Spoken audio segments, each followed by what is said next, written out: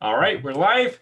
I'm John Buck with the Bevry community. We're here with quite a few guests. We're going to be discussing John Vervaeke's 16th and 17th lecture in the Awakening from the Meaning Crisis. I've got the links to the things that we're going to be discussing down below, as well as a link to our Discord channel and our discussion forums. And I'll also have the Twitter links for everybody in the chat. I'm not sure if, Nick, you actually have a Twitter. So I guess I won't be able to put anything there, but I can maybe put some of your other videos that you've appeared on before. So I'll just go through and introduce everybody.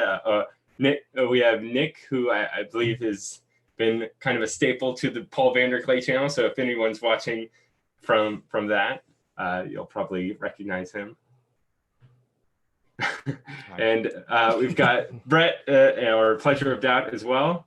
And we're also joined by Andrew Stratelates, who I just spoke to recently on Craig Reed's channel, and also Dunstan. He's also been kind of on Twitter regularly and part of the Red Pill Religion crew. And I don't know, you guys have probably seen them around. If you guys want to say hi or anything like that. Sure thing. This is Andrew. Good evening, everyone. Yeah, glad to be here.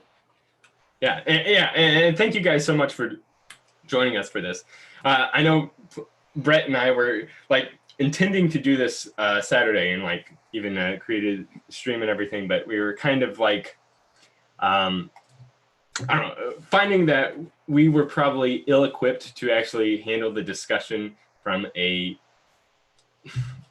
correct perspectives to kind of get the most out of it. And so we wanted to bring on some people that were better equipped at maybe tackling the I don't know, the perspective that John Vervaeke brings to Christianity.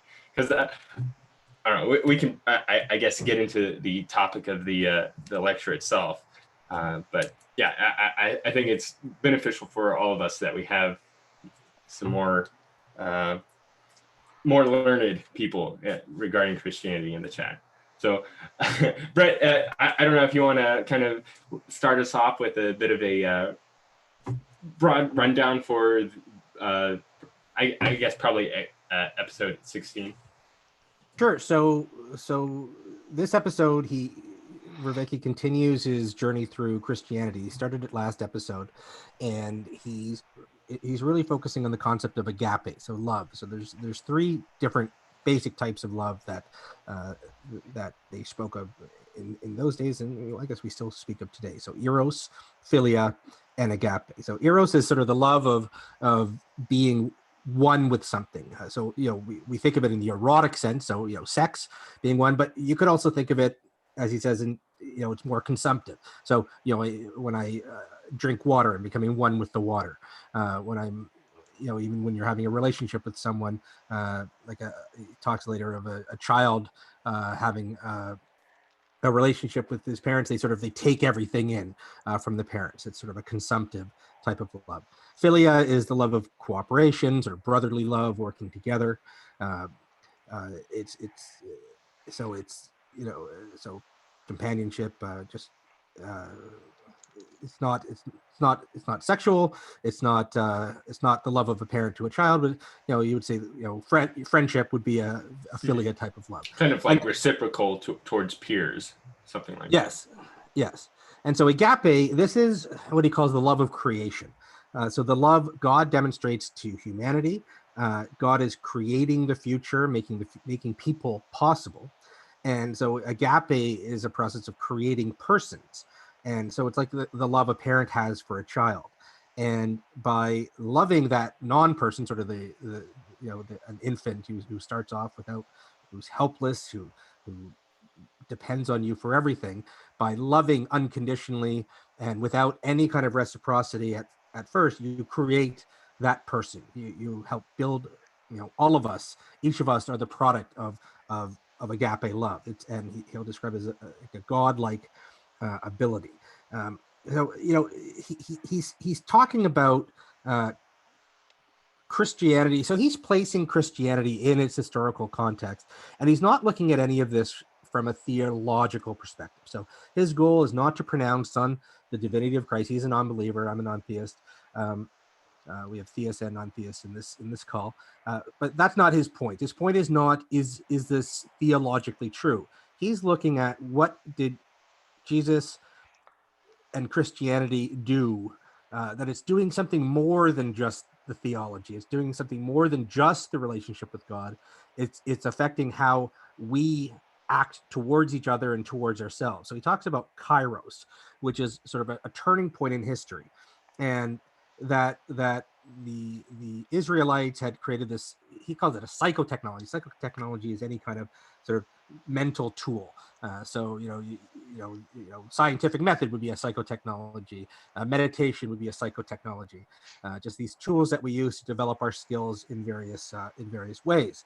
And the Israelites in the Old Testament developed an understanding of history as this cosmic narrative, in which God would intervene in these crucial turning points. So that's sort of kairos.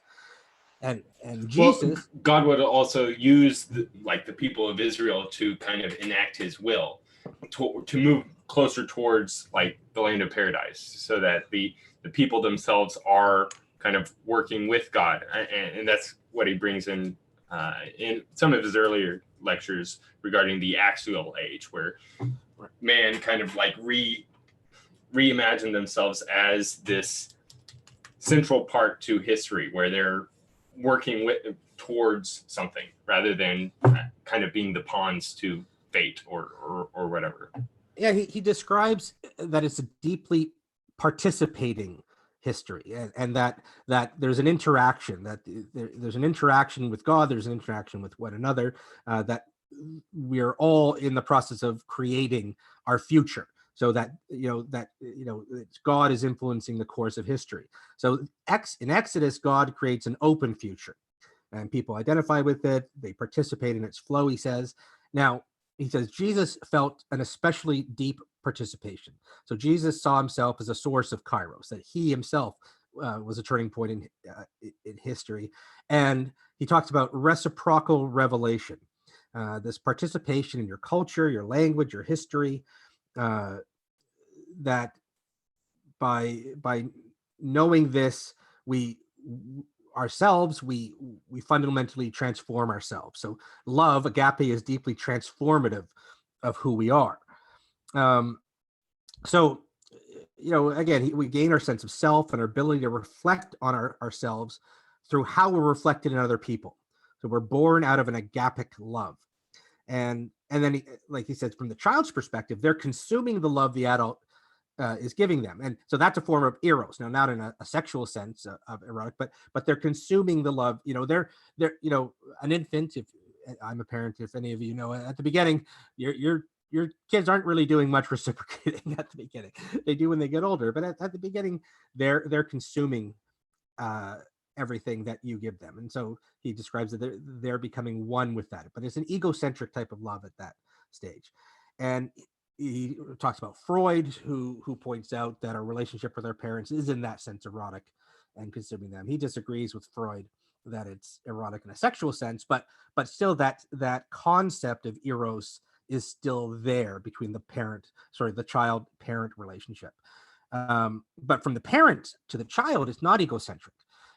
We have to, this is where the concept of sacrifice can come in, that we sacrifice ourselves for our child. We are forgiving.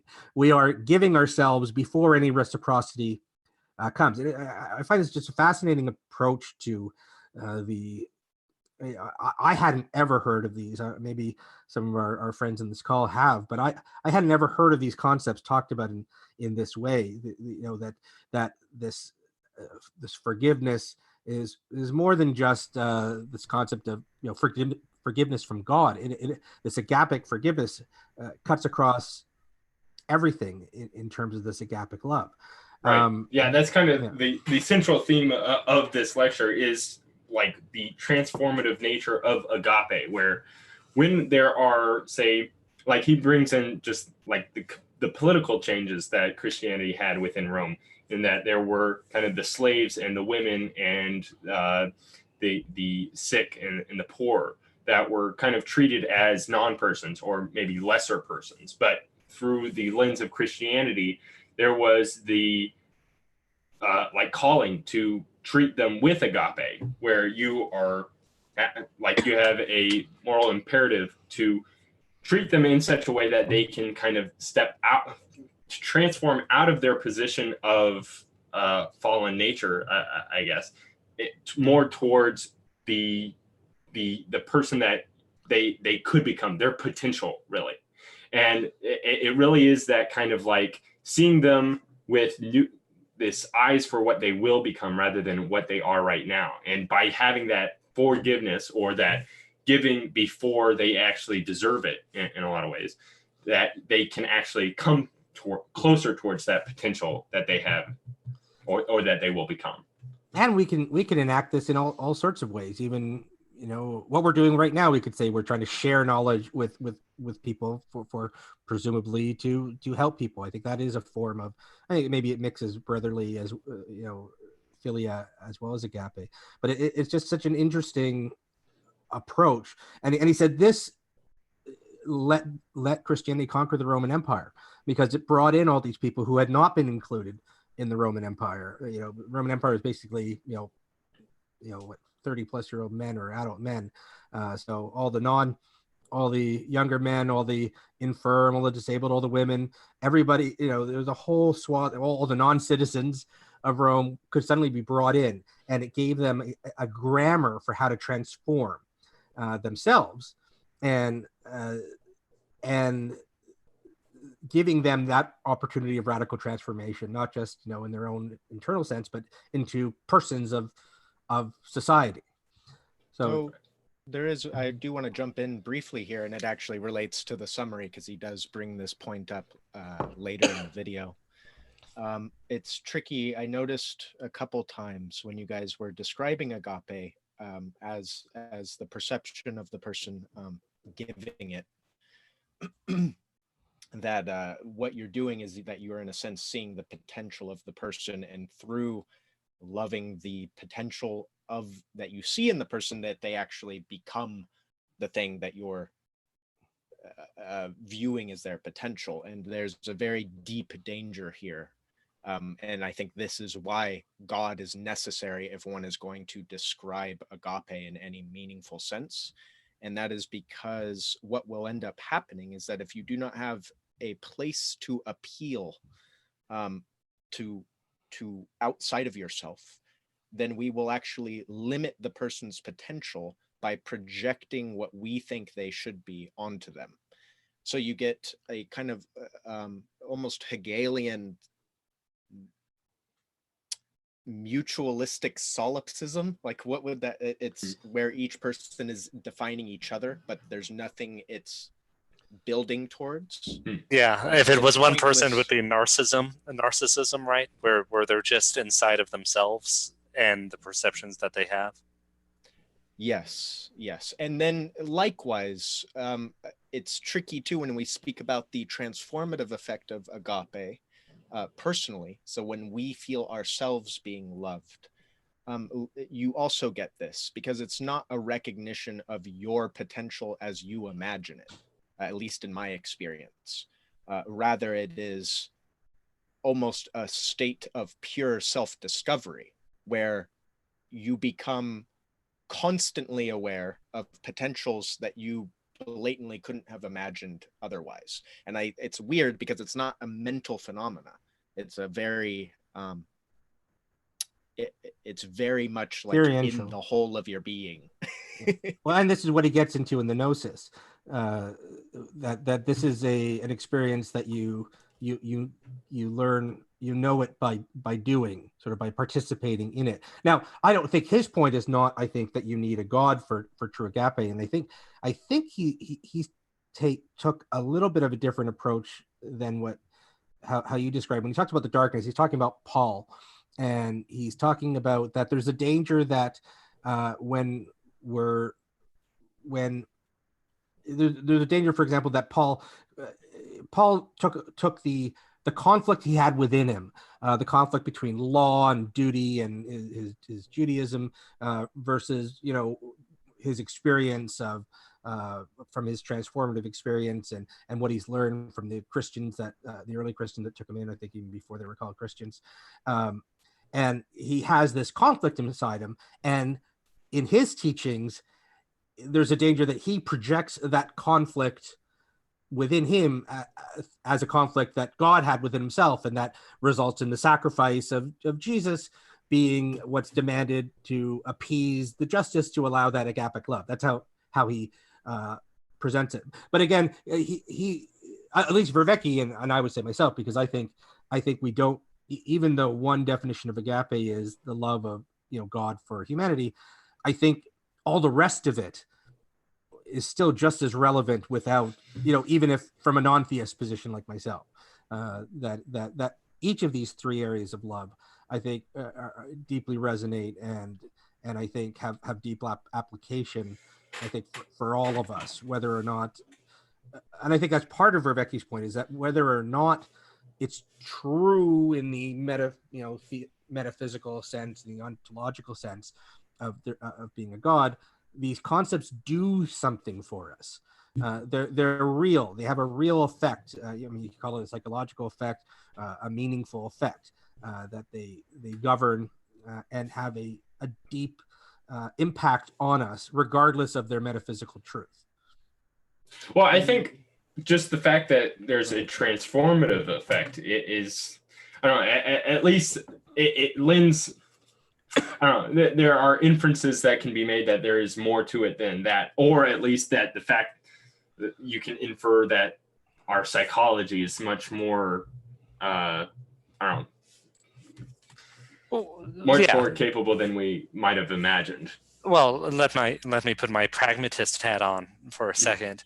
And the fact that it is a transformative model that is effective means that in some sense it is metaphysically true, that it is providing that sort of model to explain these types of transformations that we go through. I'll offer a few critiques of the episodes from sort of an Orthodox Christian perspective. I think that all that he says about agape and love and types of love is correct. And he uses the analogy of parental love to explain agape, which is fine. That's actually used in biblical scripture as well to describe it. But there is actually there is a stronger distinction that C.S. Lewis makes in The Four Loves between what he uses in English as mother love or storge and agape. And that in some sense that empathic love that you have for children is built in and more instinctual than agape is. Agape in some sense has more disinterest and is more fully revealed in like the love a good parent would have for an adult child. That you want. Sorry, he's saying that the love of a parent for a child is not agape. It's something else. Is that? Is it something like if you had this motherly, empathetic love towards your child, there might be things that you would like be unable to do, like you wouldn't allow them to stick the fork into the outlet because you wanted to protect them from that danger. Whereas if you had a more agapic love for them, you might have kind of be hands off somewhat. Yeah, exactly. And it's a subtle distinction, and maybe we shouldn't get into it now, but that's exactly right. That the love you have for like an infant, or that animals have for an infant, for the infants of their kind, is not exactly agape, but it's analogical to it. And agape is this additional like creativity and grace that is fully articulated in rational actors, in rational in the broad sense of being creative like humans are. So I think that's one little tweak or disconnect from the Orthodox theology that I know. And sorry, just to clarify. Sure. So are you sort of saying in the Orthodox perspective, agape is only love from God to humans, so humans can't participate in agape exactly, though they can participate in something like it, similar to No, it. Is no, that no, sort of what you're no. I'm saying that humans most surely can participate in agape, and that participation part is correct. It's just that in addition to the agape that you have for an infant, you also have this natural empathy to the child that's familial. That you might even confuse with having the agape love for them. Like, Right. Sorry, I'm just not getting, and I'm sorry, Sure. I'm just not getting the distinction. Why wouldn't that be part of agape? How do you distinguish that from agape? That feeling. Sure. So agape is an expression of that creative flowing through of grace of being, right? That you're bringing things creatively to be. In addition to that, you have an empathic bond to your child that is more instinctual, which is in kind of the same category as like that eros love he described, where it's consumptive, but instead of it being a desire to consume the child, it's a desire to give to the child. But I think that's how Vervaeke distinguishes it. He's saying the child has the eros love towards the parent because they consume it, whereas the parent has the agapic. So I'm not. I think he's just including what you've just said in agape, where you're siphoning it out. Is is that? this kind of Yes, like that's correct. I'm making a finer distinction than he is in this is case. this kind of like having, I don't know, a helicopter parent or something like that, where they rather than having the kind of arrows where taking, but it's almost like the opposite of giving whatever it is that they desire to them. Yes, yeah, and that's why C.S. Lewis makes that distinction to examine that type of behavior of the like helicopter parent. You mean like an overprotective parent is maybe doing something not as great, so that's not quite. Might even be like coddling to the point that they can't grow out of it, to where they Right. are reliant now upon having Although somebody in their providing for them. minds, Yes. they're probably behaving somewhat agapic. Like they don't see it that way. Right. They see it as agape, but it isn't, because it has that distortion, which gets into Nick's point of how we need a value structure above our own perception to act as a corrective. Also, to add somewhat and more to expand on one of the points you made, Andrew, the storge, Storge, if I remember correctly. Yeah, that's right. Is very the three types of love are very oriented towards persons, whereas agape, in a sense, and this is part of the distance, but I don't like using the word distance because it actually feels like a far greater sense of intimacy, but it's the love of creation itself. So it's not directed towards individuals. It's almost directed towards existence as a fundamental. Thus, you can experience something like agape in any activity, and you can experience it directed towards any individual. Well, go ahead. I wanted. I'm so sorry for interrupting you. I wanted to say that there is a difference between looking at, I believe, as a lot of Eastern faiths do, looking at the world as divine, and then looking at persons as divine, made in the image of God. And the Bible, from a Christian perspective, does speak of spiritual maturity in that Aristotelian sense of a telos, we're growing towards something, a spiritual maturity. And I'm reminded of John, I believe it's John 21, where Jesus says to Peter, 3 different times, do you love me, Peter? Feed my sheep. Do you love me? Feed my sheep. And then which Greek, love is he using there? I'm not sure, but the last is agape. The last one is agape. If you love me, if you truly do love me, feed my sheep. And I think there's a telos that we are supposed to treat God's creation and what God has created as intrinsically important, and not just a means or a means to some sort of end, but that we are all created in the image of God. I think that's the uniquely Christian perspective, as opposed to the one that this professor is delineating. Sure.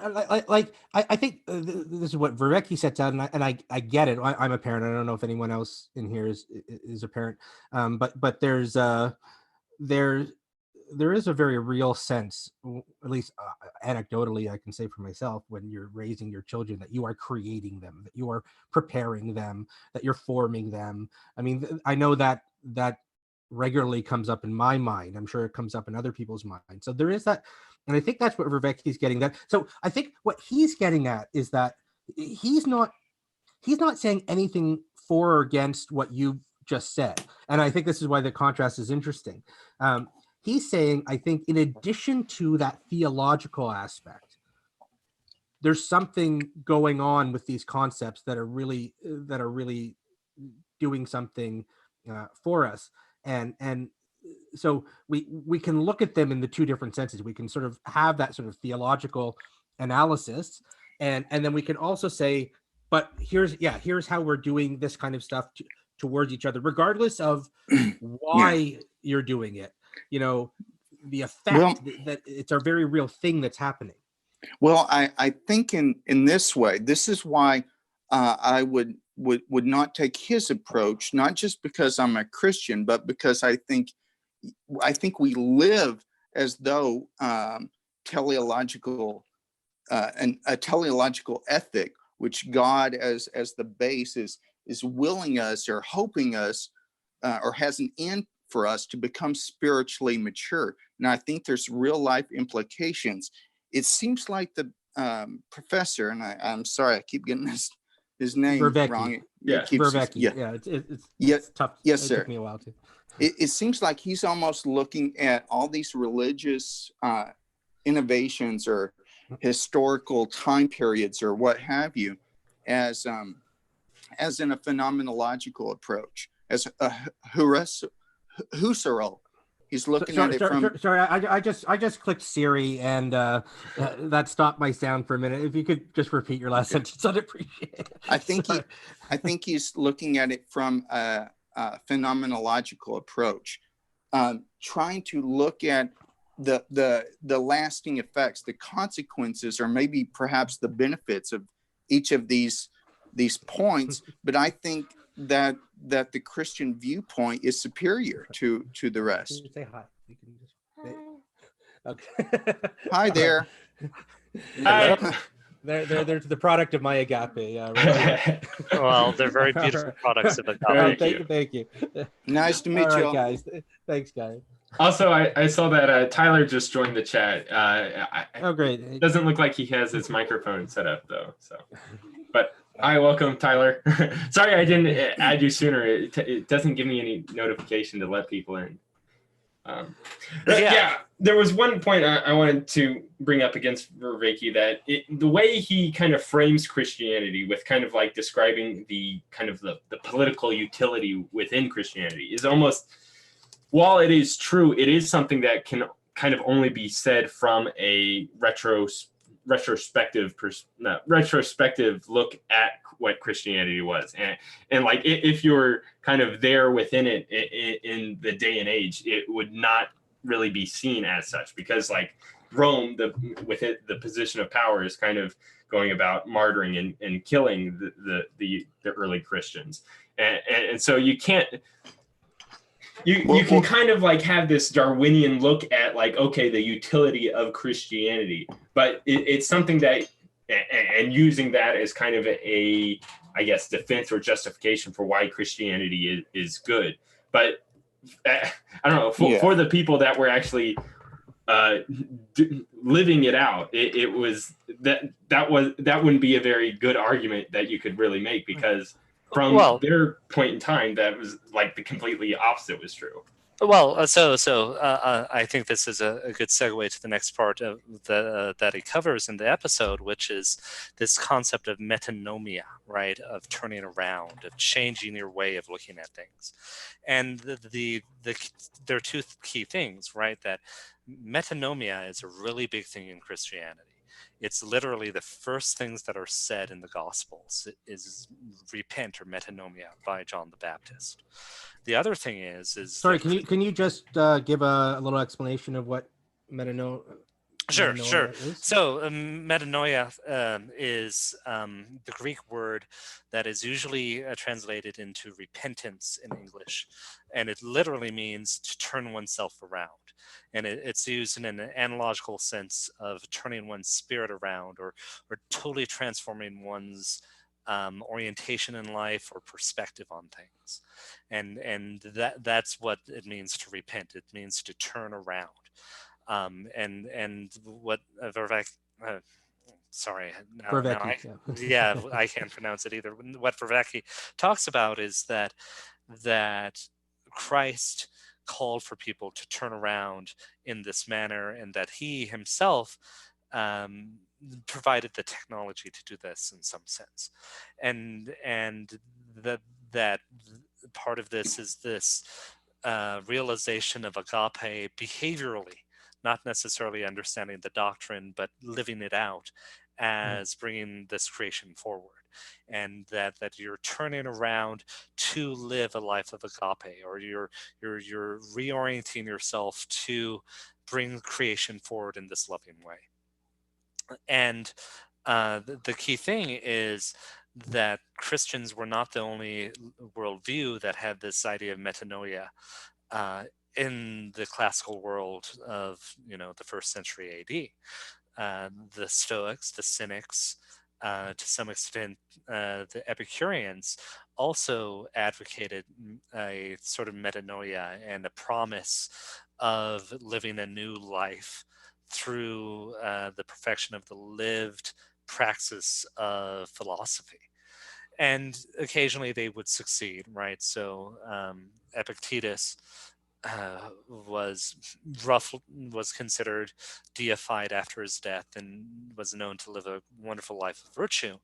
But and the key thing as a sort of a Christian historian is the Christian martyrs actually articulated these values and behaviors that the Stoics claimed that they would provide, but they did it not only with people that weren't Stoics, but that people that that were the drudges of society, right? Of these martyrs who were like peasant girls and illiterate, who were showing that everybody can have these experiences, not just not just the educated, right? Yeah. Or that it doesn't necessarily and the Stoics were great advocates of universal education and thought everyone had the potential, but they also had a very high failure rate of actually making Stoic sages.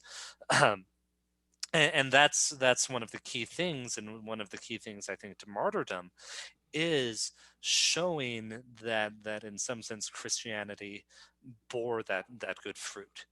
And the political ramifications didn't become clear until we got Christian leaders, basically, right? Or devout, or leaders who converted to Christianity in that deep sense of changing their behaviors. I mean, and he makes this point that, I mean, Christianity was particularly good at inducing these transformative experiences, and he calls it, like, the metanoia, I think he calls it a radical turning, altering your salient landscape. So what's salient to you, what's real to you, what's not just real to you, what's relevant to you, is suddenly shifted. And sort of a fundamental turn, altering your whole orientation, and that Jesus was meant to exemplify this, and showing that you can have your own personal metanoia, your own personal kairos. And I think Vervaeke is showing what Vervaeke is doing, picking up on what John and Andrew was saying. I think he's analyzing these again from sort of a psychotechnology perspective. He's saying, what were they doing and what effect did it have? And then he links it to science. He doesn't talk that much about science in these two episodes, but in a lot of the other episodes, he links a lot of these concepts to sort of cognitive and neurological science surrounding it. So it's not that he's saying Christianity good or anything is good or bad. He's saying they developed these psychotechnologies and this is what it can do, in addition to all the other stuff, which he says we're not dealing with, right? So he puts that aside. It's not that he says it's irrelevant. He's just not relevant for his purpose of analyzing these psychotechnologies. Does that make sense? Yeah, and there are two interesting sort of things to go off of that. One, he in the next episode he describes Gnosticism, right, of a cluster of schools of thought or approaches to try to engage in these types of things through ritual and so on and so forth. And one of the key things in Orthodox Christianity or Proto-Orthodox Christianity is we do have a concept of gnosis, but gnosis is in some sense a secondary thing of this concept of grace, and that the mechanism that causes the metanoia and the transformation is something that is in some sense incomprehensible or not something of our own doing. And to put it in secular language, we sort of have this black box, right?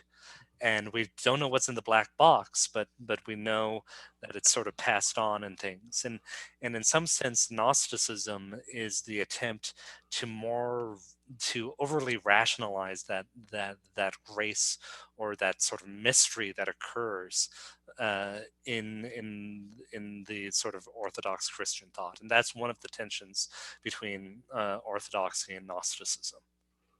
It's kind of like what you were saying, Nick, where like you kind of require that the idea or the belief in God for agape to kind of work. Otherwise, you're just kind of recreating the other person in your own image rather than whatever the greater potential that they have that's even beyond our comprehension. Same from the internal perspective. So to kind of give, so what happens when you have repentance without a God? Well, right, again, turn around. So I don't know how familiar you guys are with some of the more bizarre subcultures of the internet, but it's a relatively common story to watch people flip between extremes. So they'll go hard into the alt-right, and then they'll suddenly have an about face when they come across a trans YouTuber that they like or something like that. And then now they're extreme leftists, right? Well, this is repentance without God. It's, oh, I'm going the wrong direction. And then it reorients towards the mirror image of whatever it was previously just heading towards. So again, I think for agape love to function, it has to have an orientation point somewhere. You can't just have repentance that's just repentance, because you don't know what you're repenting to or against. I guess that would be kind of like the materialistic dialectic that's going on, where rather than moving towards something, you're just moving away from whatever went wrong, and then you're just trying the opposite with that. Yes, and you can take that analogy and make it considerably more complex, as you might see a person doing this within relationships, where people view themselves as the source of agapic love, and thus you get this, for lack of a better word, solipsistic mutual creation between two people, right? It's the agape love that I produce that shapes you, and it's the agape love that you produce that shapes me, except that we're just shaping each other in towards nothingness. See, right? That's the interesting thing about Vervaeke is during the lecture, he points out just how much that, like, we're not the creators of agape. We are the benefiters of it. Like, we didn't create ourselves. We had somebody else that was using agape towards us and to shape us into us as actual persons. And then from there, we can do the same with, say, our children or with other people to try to shape them more towards what they could become rather than it seems like, I don't know, I guess from the more religious understanding of agape, it would be shaping them even towards something that we don't know what they could become, or even despite all odds against them, that they could become something greater that we wouldn't even imagine from them. Like the kind of the iconic agape transformation is probably Paul, like the persecutor of the early Christians into kind of its greatest champion. That's why I think theological innovations are so important to civilization, especially to the West. In his book, the Triumph of the West, how the West was won by Rodney Stark, he goes over a lot of these theological innovations in how the Jews and at one period of time that even the Egyptians and some other cultures had a monotheism, which made it where the Orient, they didn't believe that that Asia or everything in creation was holy or was divine, but they believed that certain things were divine. People were created in the image of God, and we could through a rational process understand that there was a difference between the created and the creator. So you had this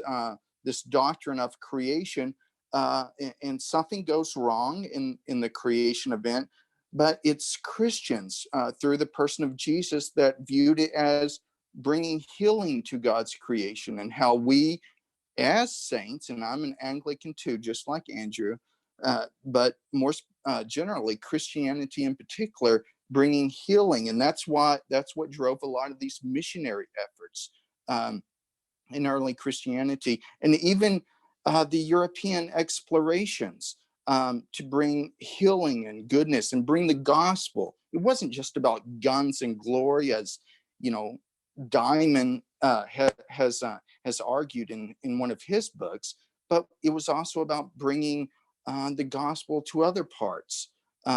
So this renewed creation, bringing healing to the earth, these theological innovations is what I think. I think is what is not being talked about by this professor, and I apologize. Well, I can't remember his name. He's deliberately not talking about that, though. Just to be clear, and like, Well, and he states at the beginning that okay. it's outside the scope of what of his purpose, and so it's not an oversight on his part. Okay. It's a choice. But well, Peterson does this too. Peterson says the same thing, that they're trying to look at the Bible through a psychological vantage point, and that's all in good and praiseworthy.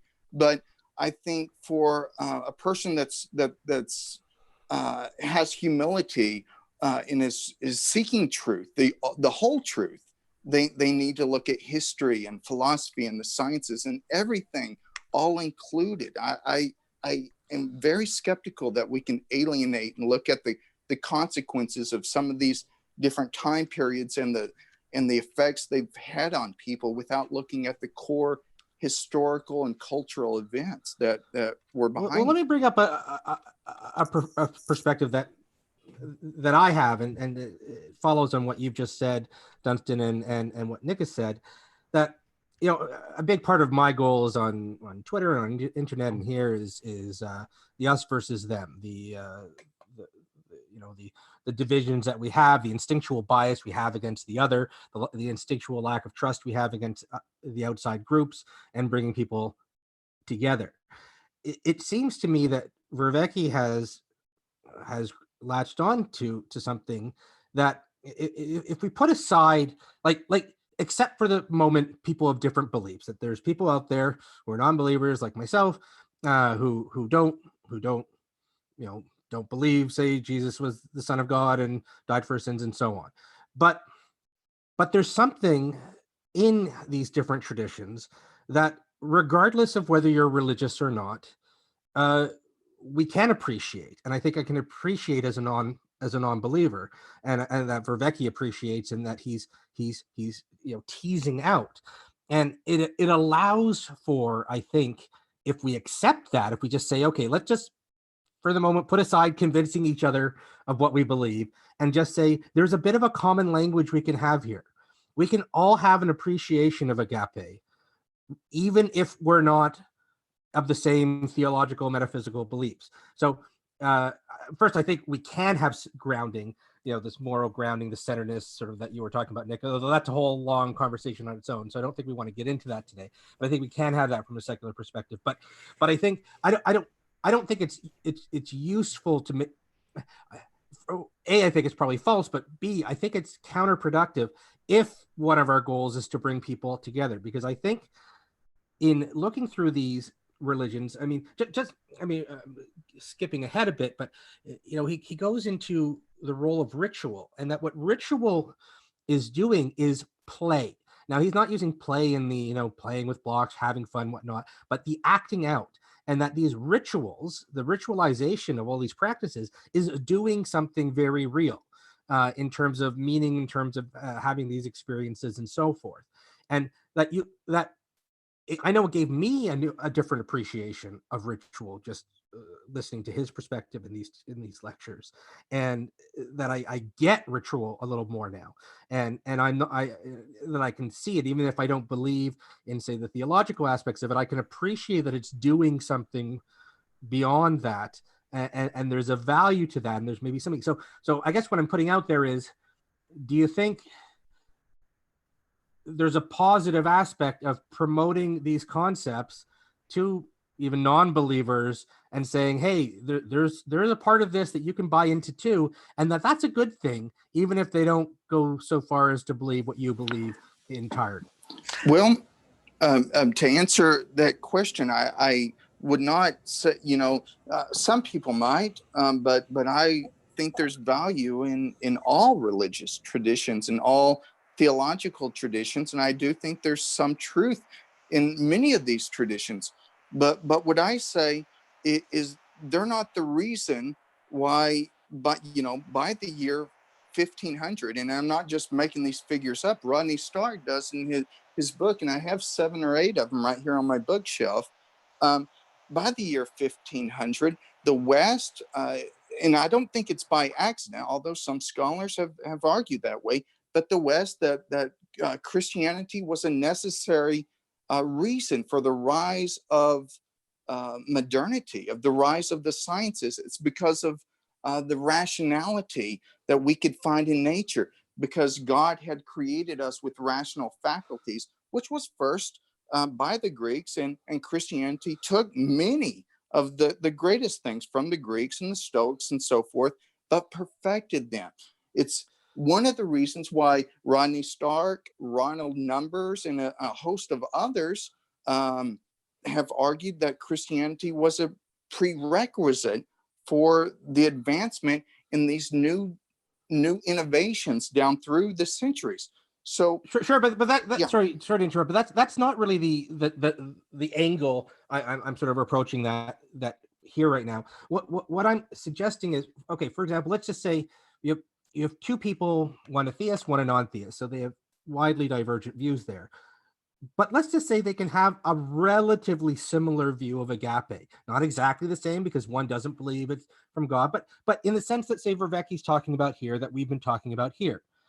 Isn't that a positive that, say, you and I can have a similar, if not exact, appreciation for agape? One is a Yes. believer, one is a non-believer, and that's something to be promoted and valued and promoted, and that can help bring us together as people beyond putting aside the do we agree with each other. We can have it can bring us closer. We're a little more like us and a little less like them. Well, I totally agree. We do share many things.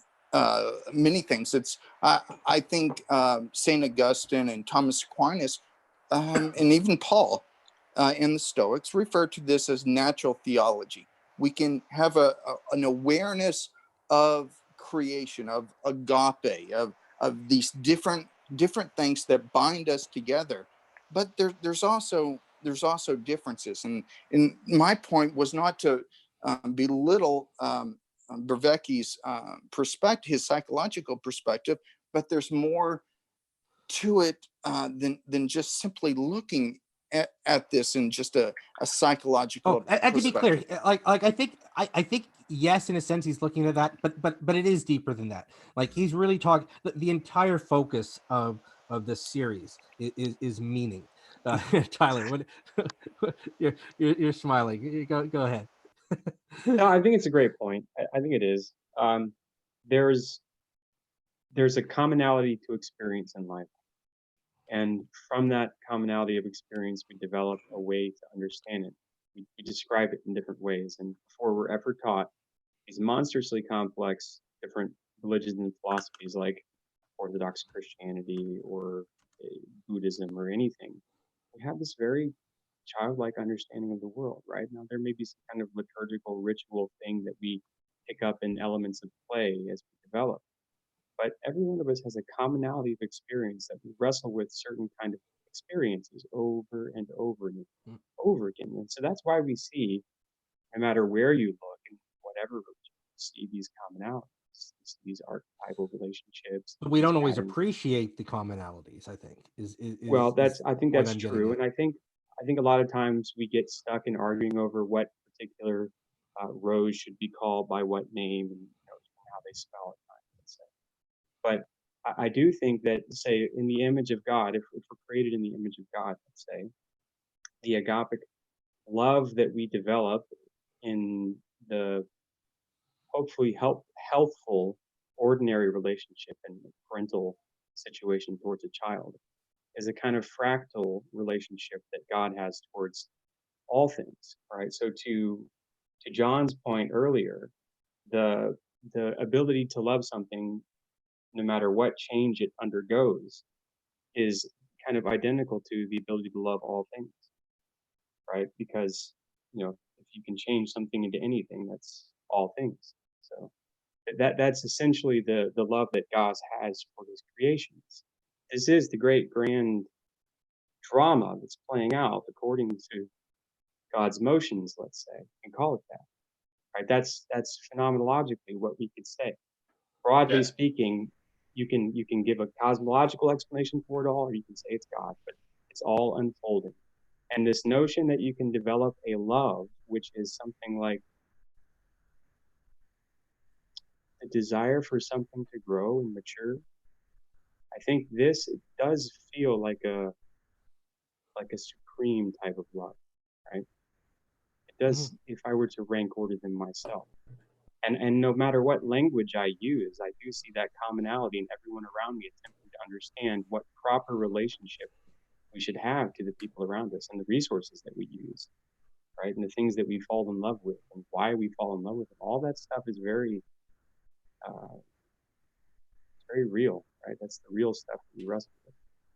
So, and to I'm sorry, I wasn't catching the name there.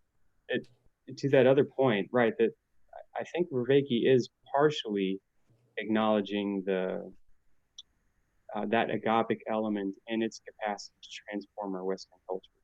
And he may be partially acknowledging that component, right? The element of Christianity which helped science embed its way in in the foundation of things like the Industrial Revolution and all of the things that unfolded since. I think that's very, very interesting. Andrew, did you have a point to make? Yeah, and I agree, Tyler. And two things to POD's point. One is I definitely agree that working hard to articulate, and I don't know the right term, this understanding of human nature and our interaction with let's call it sacred things or transcendent things that we universally have is a very important thing to do. And coming at it as someone who is very serious in Christian ritual and liturgy, I never had thought of it to think of liturgy and ritual as a form of play. But he's exactly right, and basically a lot of the things he's talking about transformative experience is very precisely articulating the things that I have actually experienced and know firsthand. And to do that work of making that shared language or way to articulate it especially from theist to non-theist, is really important, right? He has a quote where he says that these aspects, and he basically just goes through these really orthodox Christian doctrines, and he like stamps his foot and says these things are under us and they're ossified and no one knows they're there, but they're like the ground and everything stands on them. And I think that's exactly right, is that in some sense, these things, even for someone like me who is very religious and devout in the church, in some sense, I feel like my job is cleaning the sidewalk, and I forget what it means for the sidewalk to be so stable, and what the foundation underneath has to be, and so on and so forth. Yeah, and picking up on that, he like I think I tweeted, I added in my tweet where I was promoting this, saying, like I think this type of thing is maybe a solution for anti-theism. I'm a non-believer, but I don't consider myself an anti-theist. There are things I don't like about certain religions, but there are things I like about it, and I think they're important, and they have played and continue to play an important role. I think this series, but in particularly these episodes, gives a particular appreciation for some of the roles of religion in a positive way that anyone can sort of recognize, including the ritual. And the ritual thing, yeah, that was eye-opening. And he compares it to like Tai Chi and martial arts, where it's this, where you're sort of play. It's like you're enacting. It's a way that we experiment with sort of keeping one foot in our world and another foot in the world we want to be. Now, when he's talking about worldview, he's not talking about worldview in this metaphysical sense, but sort of worldview as in, I think, your beliefs and your agent arena relationship that you're in with him. Yeah, he goes like refers to it as perspectival knowing. So like where you are as your identity as you are right now, like right now I'm a bachelor and I don't have the understanding of what it would be like to be a father. That would be something that would be a complete overhaul of my salience landscape of what I find meaningful and what I'm working towards, that I wouldn't be able to know. And so like the question, like, do you want to become a father? It's like, do you want to enter into a new identity that completely overhauls your current identity? And because we're kind of trapped within our own perspectives, this is something that we can't really like any awareness of what it would be like, except through play or through this analogical enactment, is what he refers to it as, where like we do these rituals that are kind of like, where we where we get kind of a taste within a kind of, I guess, pretend landscape and get a better understanding of what it might be like, and kind of bleeding over between our current world that we exist within and then the world that we might or could possibly shift into. Yeah, but he gives the example. Sorry, just on your point. He gives a great example of a lot of people before they have kids, they'll adopt a pet. So it's sort of one step towards having a child, but you're not quite in that world of having a child. It's still a few levels down. Speaking of children, if I could go back, I'm sorry. Go ahead. No, go ahead. No. It was just that's an example of play in this sense where you enact it, and then he talks about therapy as well, where when you're trying to overcome something, the therapist will have you visualize what you're trying to do, or athletes do that as well. Athletes will visualize what they're going to do. This is, or like an incremental kind of training yourself so that you can bear, like if you have agoraphobia, just standing in front of like 5 people, and then kind of work your way outwards from there. Go ahead, Dunstan. Sorry. Yes. Well, y'all were talking about how this is kind of like play. I don't know if you're talking about the religions in general, that matrix, that what Vervaeke is talking about. Is that what he is characterizing these different traditions and these traditions and religions? Is he characterizing them as synonymous with play, or an analogy to play? Specifically religious ritual as play. Okay, good. Good. I'm glad I got this book right here. This is another one by Rodney Stark, for the Glory of God, How Monotheism Led to Reformation Science, Witch Hunts, and the End of Slavery. He talks about a famous sociologist, and I'm sure Vervaeke talks about this man a lot, Emil Durkheim. His main thesis was religion what was ritual, was about ritual. Then there's been other research that all these traditions and all these religions, they weren't based solely on ritual. They were based on various concepts of the gods and various more sophisticated concepts of the gods. So Rodney Stark and Ronald Numbers and a number of others have looked at history, and I know, again, Vervaeke is talking about a psychological viewpoint mainly, but looked at it as the developing of a more sophisticated understanding of theology, of God, just as we have had a progression or a progressive revelation of a more sophisticated understanding of the sciences and so forth. It seems to me that if a person is looking at it humbly, and not to say Vervaeke is not looking at it humbly, he's doing it from a purely psychological viewpoint, but it seems to me that a more holistic vantage point, where you look at psychology and history and philosophy in conjunction with psychology, if you do that, I think you can see Christianity provides a more satisfactory explanation of different phenomena, and that's why it was so attractive as opposed to its Roman interlocutors. Sure, but do So you see get the his sense point? that, Sorry, go ahead.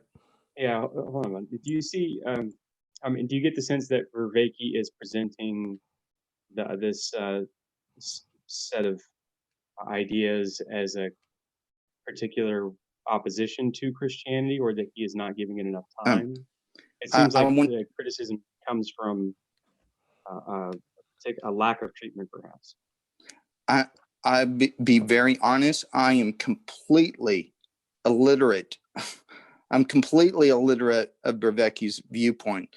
I'm just the video that I saw, or that I saw some of, was he's looking at it from a psychological perspective, like Jordan Peterson. But that's what my main thrust does. Just another viewpoint. Why I prefer why I think Christianity and how it answers these political questions. For example, a teleological ethic. I think those there's more explanatory value, and I think looking at it in a different way than how Vervaeke is doing it. At least I Sorry, think. when you say explanatory, do you mean like about the world, life, the universe, and everything? Is that? Yes. Yeah. So There might be, but he's very specifically, and this is just contextual. He's very specifically not trying to do that. What I wonder, do you see? And I know I don't want to put it on the spot. I know you haven't had that much exposure to him, but based just even on what we're talking about, do you see what he's talking about in terms of what these, again, call them psychotechnologies, what these methods that these religions, including Christianity, do you see that they do something beyond what you're talking about? Like, I'm not like just saying, yes. Put aside for the moment what you're talking about. Yes, absolutely.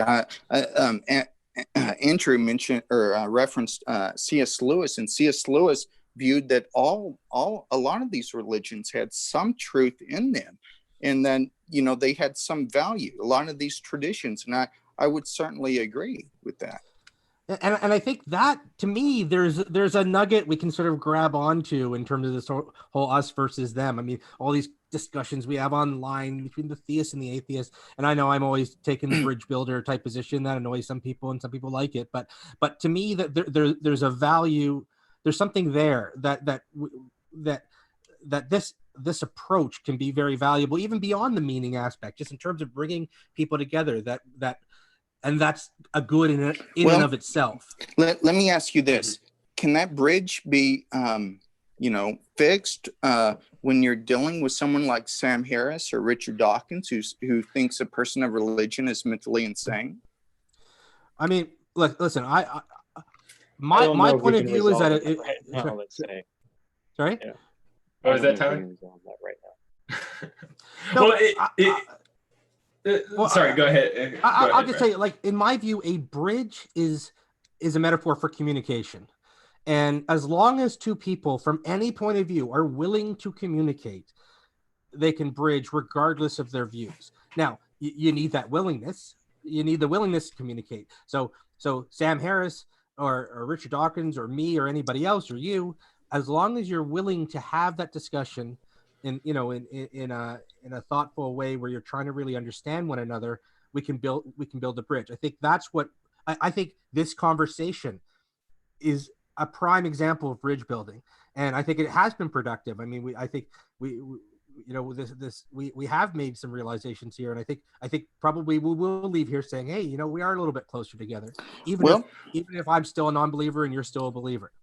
That's why I think creation is so important, as we're created in the image of God. Max, one of me and Andrew's friends, he constantly is saying, he's treating people with respect, or trying to, and saying we love you, and then he gets an atheist, or I get an atheist who says we support pedophiles, and there's a time when you just get tired, and you just got to block that. Now I do think that they're created in the image of God and are willing to communicate, but I don't want to be ridiculed. So that's why I think a lot of Christians and Anglicans and Catholics and whatever want to walk away from that. And sure, there's a long history in Christian organizations and in Christian scripture, right, of enjoying persecution and ridicule. So wear it like a badge of honor, man. It's a fun thing. Well, it's funny. By the crowd. It's funny on this topic of like bridge building. There's the point that Tyler had made 15 minutes I think ago, that it was really quite interesting, that like if you can love somebody for what they will become, it kind of like gives you the ability to love anyone, even the most despicable or despisable of people out there.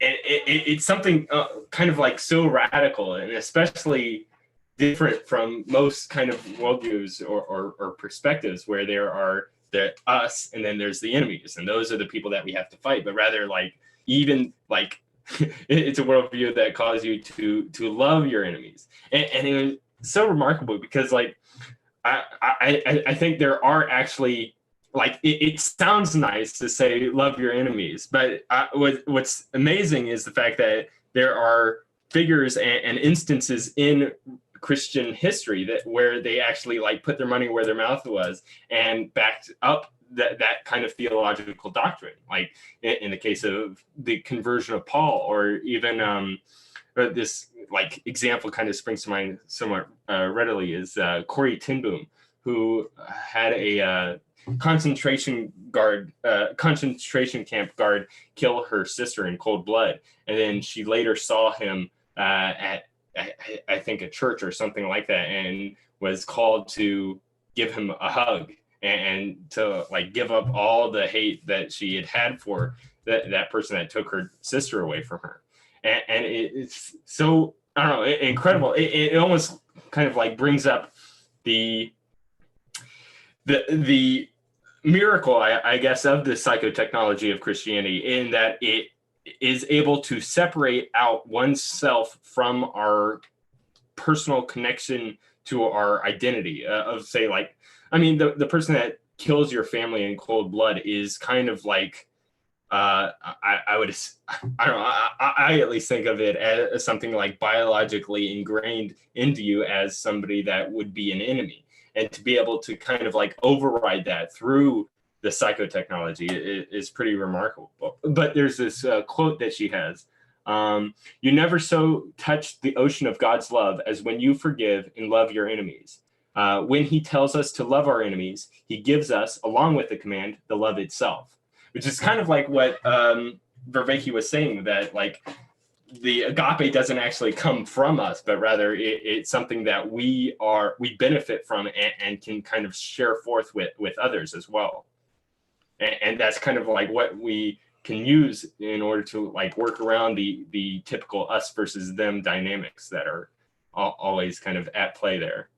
Yeah, and I Yeah. I get the reaction to some of the more aggressive non-believers out there, and there's people who are quite rude, and I have my thoughts on that, and I speak out against them as well. But I mean, we should have a whole separate conversation about that. You know, those dynamics. That's Yeah, a I'm whole sorry, thing I was off on topic it. a So little. no, Well, okay, look. it's important because I think it does tie in that there is a way forward, but it takes some convincing. I mean, that's what I've been trying to do, is trying to convince people to engage in this bridge building exercise. And I think Vervaeke has given us some tools here that can really be useful, because I think, I mean, just they could present like a lot of what he said in these two episodes is part of the answer to what's the value of religion. Why should we, there are some negative things, but we can appreciate that. I think even the most ardent atheist can appreciate the positive things that that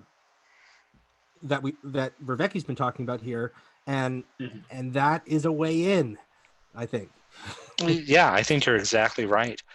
And Vervaeke's key insight is this sort of analogy, and we talked about it a little bit, is, imagine your friends are vampires, and they convince you beyond a doubt that they can turn you into a vampire too if you let them. But is it worth it to be a vampire, right? Or you can take whatever, an alien or a celestial being or whatever, and that's part of it, actually, really, that type of leap to faith, and only comprehending the system once you're in it mirrors my own conversion experience, right? That I was a very serious philosophical non-believer, like yourself, for many years, until I made that very deep change, and things made sense from the inside in a way that I could not understand from the outside, right? Just like even having a pet is not going to tell you what it's like to have a kid. Um, Besides, picking up poop or whatever. But Yeah, and he wouldn't say it would be the same thing. It's sort of this foot in one world and a bit of a foot in the other world, to just give you a sense, and that's the whole point. There's some knowledge you can only have by experience. I mean, there's the thought experiment of Mary's room, where you have see, you suppose this woman Mary spends her whole life in this black and white room, and all she sees is black and white, and then she's told about color, and she's given all the information about color, about wavelengths of light, about the iris, the mechanics of the eye, and how all the mechanics of how the human body receives color, but and then she's told to This step is out into Daniel the Denton world, thought and suddenly experiment. I don't think we allow Daniel Denton thought experiments, do we? sorry, we don't. only if we get to create the intuition pumps. Yeah, that's no, but then she's told to step out in the world, and so we say, is there something she's learned by stepping out into the world and experiencing the color? And I think we say yes. She didn't have that experience, the experiential knowledge of color, and she couldn't get it just by learning about all the mechanics of color. Even if we had perfect knowledge of the mechanics, she can't get that experience without having Look, qualia arguments aside, and deep spiritual conversion arguments aside, do you remember puberty? Do you remember growing body hair for the first time? I remember my I'm perspective. Yeah. I have a 13-year-old boy, so I'm experiencing it vicariously now. Yeah. Okay, through I him mean, in real like, time. this is a I think conversion like no other, and you have to go through this, right? It's like I think I full on, put head on. Yeah, that's right. I think I put peanut butter on myself to grow. Sorry. I was offering my son to shave his little bit of peach fuzz, and he was like, no. But I shouldn't talk about that. Yeah, well, it's a fascinating process. It's filled with both terror and deep curiosity and excitement, right? You start to realize potential along the way. And it's kind of, puberty feels inevitable, right? You have no real control over that, except that seems to be a politically viable and medically viable alternative now, right? Which is kind of interesting. But I don't want to go down that rabbit hole. But the point is, the point is there is nonetheless a common experience that every single one of us human beings have that is related to this notion of transforming into something that we can see from the outside. We can see adults. We can see what we are going to become. We can see the realm of beings that previously was just this kind of like, we were apathetic towards, or it was kind of mysterious or distant. We move into suddenly, we're just, we wake up and one day we're an adult, right?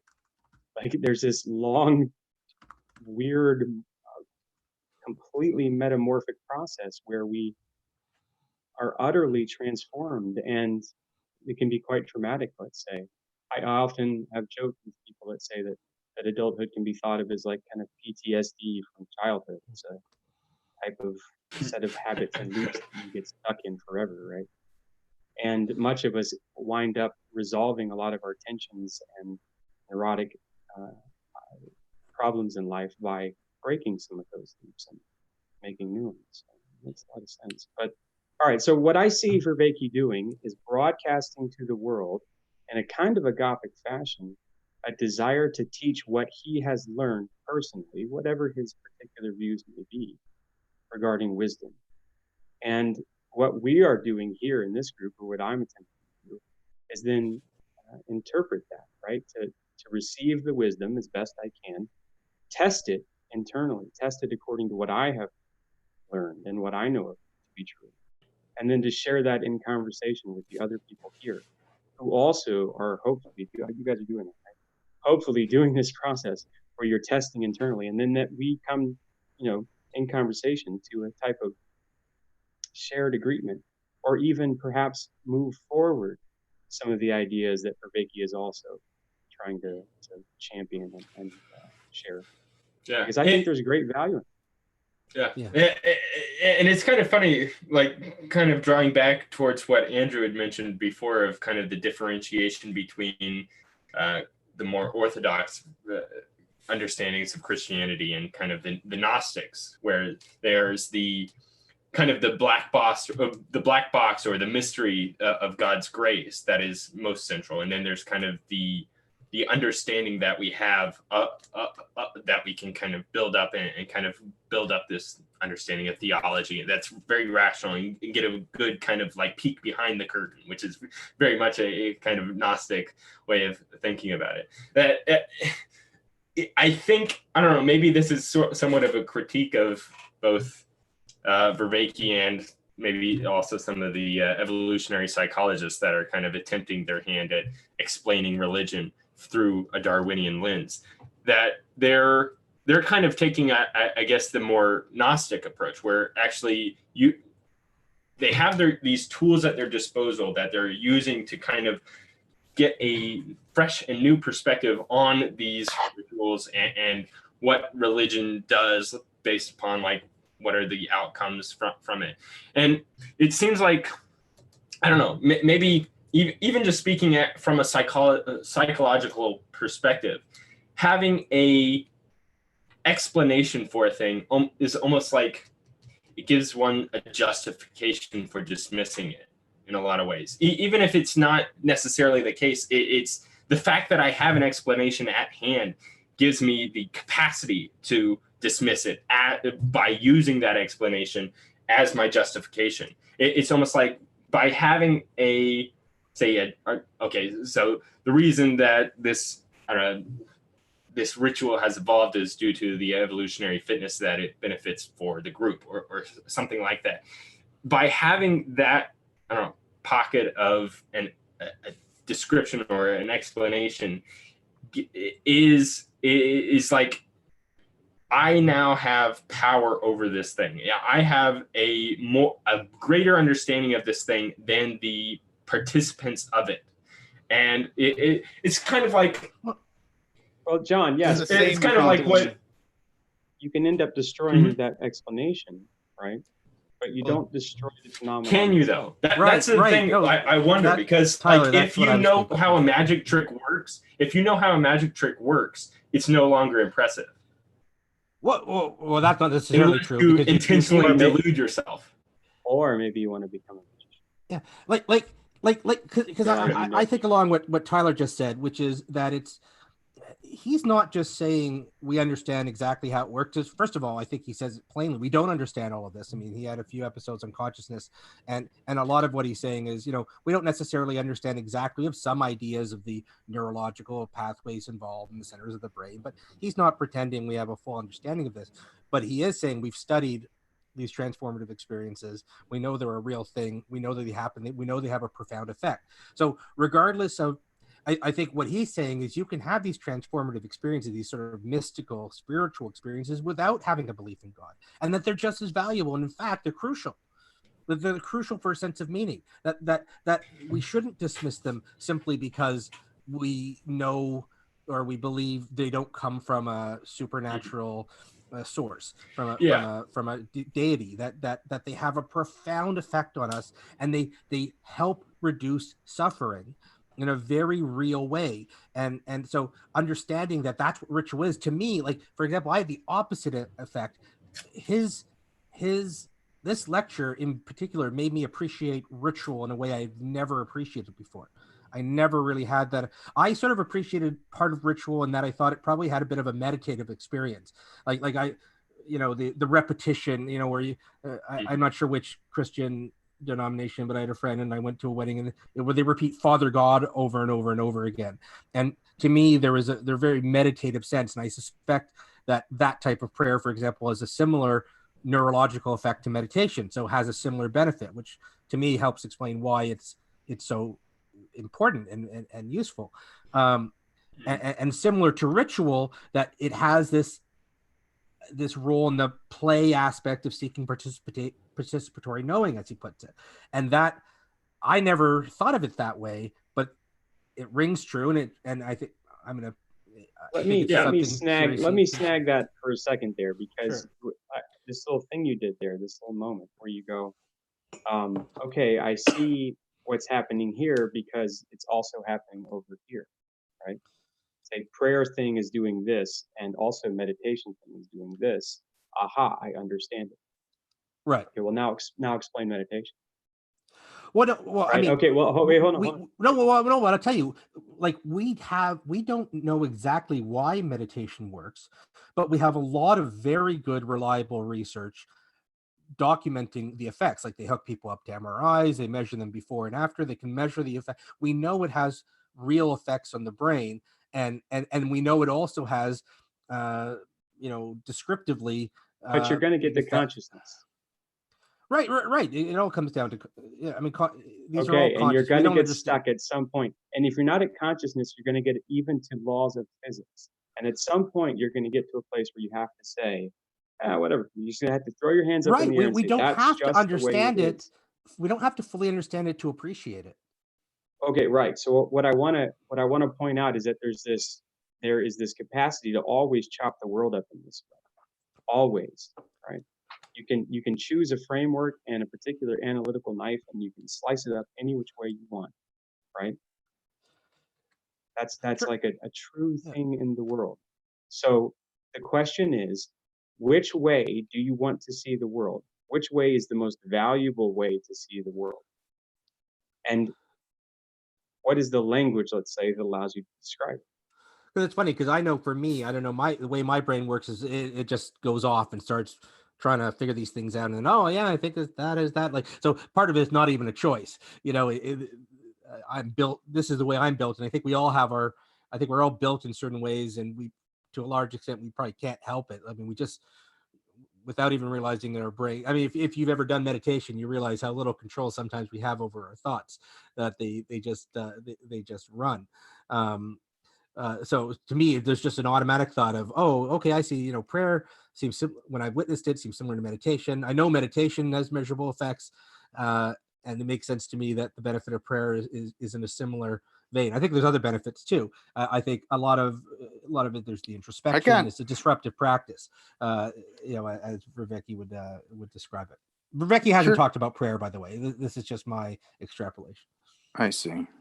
Well, the other thing that I would say is prayer and meditation are near synonyms in Christian well, there you go. Tradition. So you're confirming my hypothesis there. So yep, good. Exactly. Yeah, but that's the thing. Like, to me, this is like what a lot of, again, non-theists don't appreciate. Well, it goes both ways. Non-theists don't appreciate that there is value and real stuff going on, regardless of what they think about the God issue. And the other side, the theists don't appreciate that atheists can also have meaning and can also engage in these practices, and also participate in agape and philia and eros and all this different types of love that they atheists don't have meaningless lives, or most don't. So there's, to me, both sides sort of see the other as lacking something, when really both sides are keying into these things, but they're talking about them in different ways and using different language. So we don't always see it. And I think we have much more in common than we have differences, but our us versus them tribal biases prevent us from seeing it a lot of the time. How can you really participate in agape if we're merely, this is why I don't look at it from a merely psychological perspective. If we're merely biological determined agents, how can we look at it, or how can we participate in agape love and not just this instinctual love? Well, so I never liked the word merely or just in these. We're just this, we're just that. I mean, we're not just this. We are whatever we are. We are conscious beings. This is part of what Vervaeke he does. Again, he doesn't do it in these two episodes. He doesn't talk much about the science, but in most of these episodes, he talks about where the science has studied this. Like we are we are beings who have a sense of meaning, and who have this capacity for assigning an agent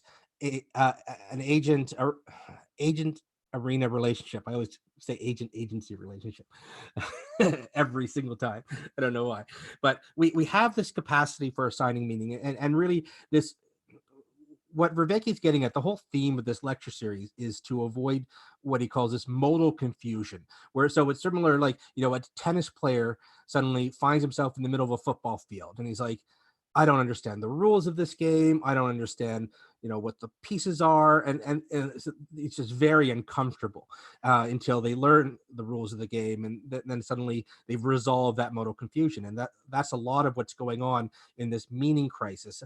One thing religions do is they're particularly good at assigning that agent-agency relationship in a comfortable way, so that people, I just said agent agency, didn't I? That agent arena relationship, and that is a big reason of why religions are very successful there. And even though I'm a non-theist, I can recognize, I think he recognizes too, that secular institutions have been less good and have been deficient in advancing this role, and they haven't focused enough. We haven't focused enough on that aspect, and that's what I think Vervaeke is trying to do. I think a lot of what I've been trying to do is very consistent. I think even though I never thought about it in exactly his way, I think it's in line. So I mean I could go on for a long time on this, but like we are conscious beings, regardless of the theological metaphysical truth. We are conscious beings. We have desires, we have feelings, we have emotions, we have agency. We have these experiences regardless of the truth of the metaphysical position. So we're not trying to, I don't have meaning because I have a belief in God. Like talk about agape as a parent, for example. As a parent, you know that type of love. I think just instinctually, you just experience it. Well, hold on. I'm sorry, I didn't mean to interrupt. Yeah, go That ahead. wasn't nice. Sorry. I like to. I don't like to, but sometimes I go on. So go ahead. Interrupt me Well, anytime. That's how you get in here, Dunstan. You just Yeah, gotta you win just your gotta way. just. That's Yeah. how these conversations go. Yeah. You don't need to recognize or believe in God, but isn't that recognizing ontology and epistemology? Aren't you confusing the two? I mean, I think a lot of atheists are, as like Francis Schaeffer would say, are borrowing, Christian terminology, or borrowing concepts from a different worldview, rather than taking the logical, extension of their own worldview. Well, you and I probably disagree with the logical extension of that worldview is, I suspect. So I wanted to chime in here. In order to have meaning, you need basically two things. You're talking about content of the experience, which is a given that we're all conscious beings, right? We all share a certain level of experience, but content is not enough to create meaning. You need a context. So for instance, but that's the agent maybe arena, right? Is the context, right? Sure. Yes. But when we are dealing with the meaning crisis, we're not dealing with a crisis of content. We're dealing with a crisis of context. And that, I think, is why it becomes so important in these discussions to focus on, okay, agape love, that's an experience that is available. But when you ask, what does agape love mean? You inevitably have to deal with the context in which it is operating. So yes, we can share the similar bridge in content and to perhaps to some degree to context, right? A lot of that is because we have assumptions in our worldview given to us by the culture that we grew up in. So for instance, we all probably assume at some level, whether it's evolutionary or cultural or both, that you should care about your children. And part of that caring is what enables the sensation of agapic love, right? So but remember, it's more than just the I feeling, understand right? your It's point, but I think it's an action, also right? we should not be Sorry, you froze a bit. I missed. Can you repeat that? My internet faded out one more time. Yeah. Sorry, no, that I was saying you froze. So can you repeat what you were saying? We missed the last sentence. I was saying that I think it is important to recognize the similarity of the content of our experiences, but I think that inevitably we will have to, especially if you're trying to deal with something like the meaning crisis as it currently exists, we're going to have to figure out tools for forming context, and those tools will fundamentally be religious, even if they are described using secular words. The end of Vervaeke's project is just religion again. So I think this is the first time we've talked. I understand you've gone through the whole pretty well. Well, you said up to the 30s of Vervaeke's lecture. Are you disagreeing with his sort of prime hypothesis that? Do you disagree that what he's talking about here is meaning generation? That he's talking about psychotechnologies to help put yourself in a state where you will have insights that lead to resolving that modal confusion, and that's the sense of meaning. I don't disagree. I just think it's very well trodden territory, just described using different words. Well, no, of course, and it's a course he's putting together. I mean, he's not claiming to have invented all this. He's synthesizing it, right? He's putting it into a nice package, which is crucial. You need educators, right, who are able to pass on information in a cogent way. Because I mean, I know I've learned a lot. I mean, some stuff I knew, and other stuff is just a whole new way of seeing things, and that's. I suppose I would say that if we were to follow Vervaeke's plan, then we will just recreate what we started with.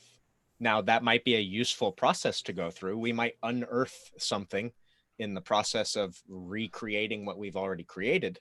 But I'm pretty sure the end of Vervaeke's project is just religion. There's not something special at the end of it. Religion that's not a religion. So basically, I- English deism. We're getting the second coming of Lord Herbert of Cherbury. Sorry, I to don't the know that Renaissance. reference. He was a English lord who basically went through this comparative analysis of religion and came up with like 5 theological truths, right? Of that he believed were sort of universal and articulated Right. the meaning substructure. And Sure, yeah, and and I think it's useful to go through these processes just to act as an explanation, right? That if for example Sam Harris went through this course and it's like, oh well, now I understand that religion has functional utility, that would be I think a great boon. I have certain ideological and political biases that make me think that, though, that uh, we need a culture and a society where, you know, 2 things are fulfilled, right? Freedom of conscience, so that if you truly don't believe in a religion, you're not forced to, and one where there are mechanisms in the society to support these religions that just even on like pragmatic Roman grounds, right? I personally believe that religion is true and a specific one is true, but that's the thing, is we need to have this sort of common understanding of what religion is, both from the secular context, and part of it is and this is sort of a weird way to put it, it's easy to describe profane things with sacred language. It's hard to describe sacred things with profane language. except that I think Vervaeke's really done a lot of that. I mean, putting aside the actual God aspect, the meaning aspect, I think he has. Well, yeah, I'm saying that he is, but it's a very difficult thing that he's done. Yeah, and I think I get what you're meaning there, Andrew. At least from my perspective, the act of describing a sacred thing using profane language kind of desacralizes it. It turns it into the profane by doing. But why should it have to be that way? Why should we have to see it that way? I think Vervaeke's point is no.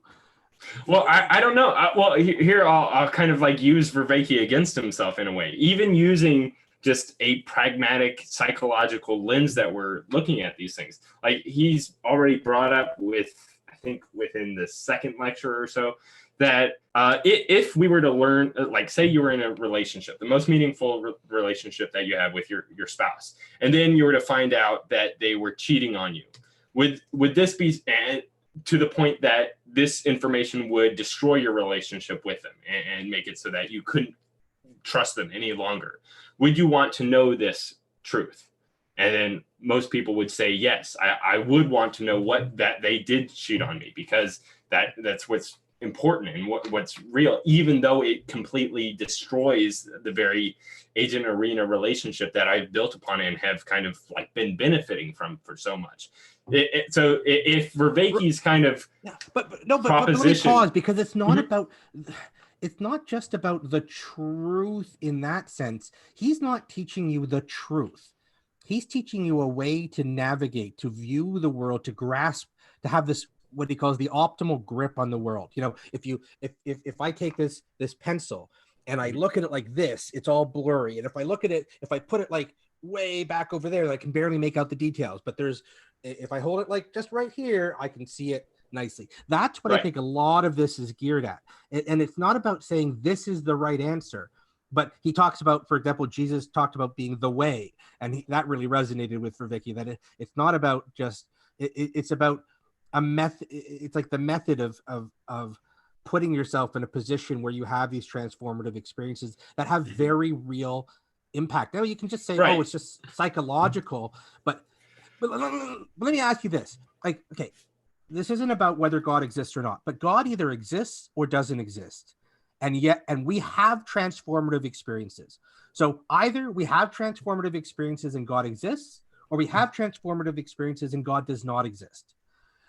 The reality of our world that we live in is that we have these experiences that are deeply meaningful to us, Mhm. regardless of whether we may say, well, if God didn't exist, we wouldn't have them. But we do have them. And Well, it doesn't even need to be that. Like drawing from Nick's point, that God existing or not existing completely changes the context for which we interpret this experience that we're going through. Like if Paul had the experience that from that saying Jesus is telling him, Paul, why do you or Saul, why do you persecute me? And Jesus is just this guy that died 20 years ago or something, or even less than that. I think it kind of completely changes the way in which we can kind of interpret that experience. Or I mean, like, except if okay, we were but in Paul's shoes. take all the stuff from 1 Corinthians 13, which is I think where the Mhm. passage where Paul that he quotes Mhm. in more detail about, you know, love is not jealous and so on. Do if you take God out of the question, sorry, God out of the picture, does any of that suddenly become, would you say, becomes not true?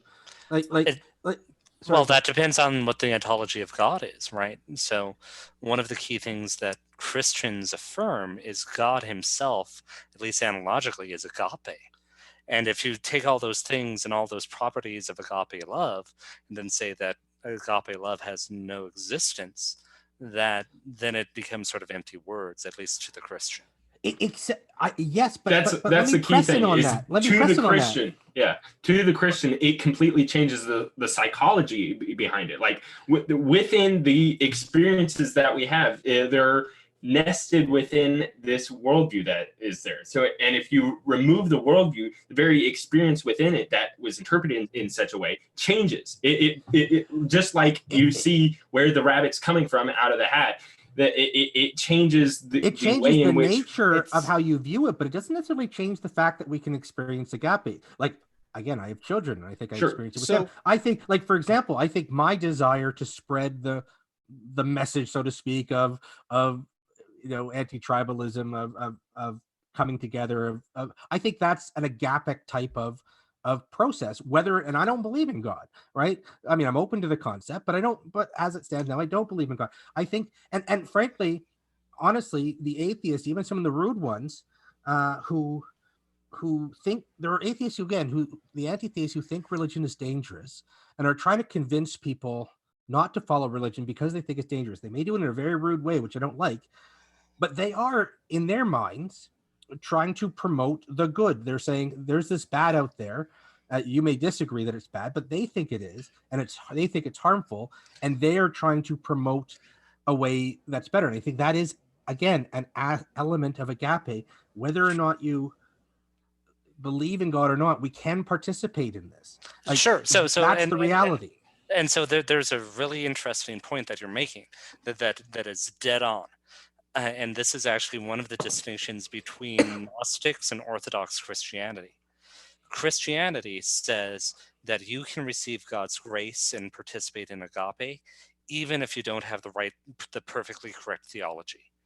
And Gnosticism tends to say instead, no, it is the theology or the set of beliefs that you have that save you, not this graceful gift that allows you to participate in agape. Or the correct practices for that.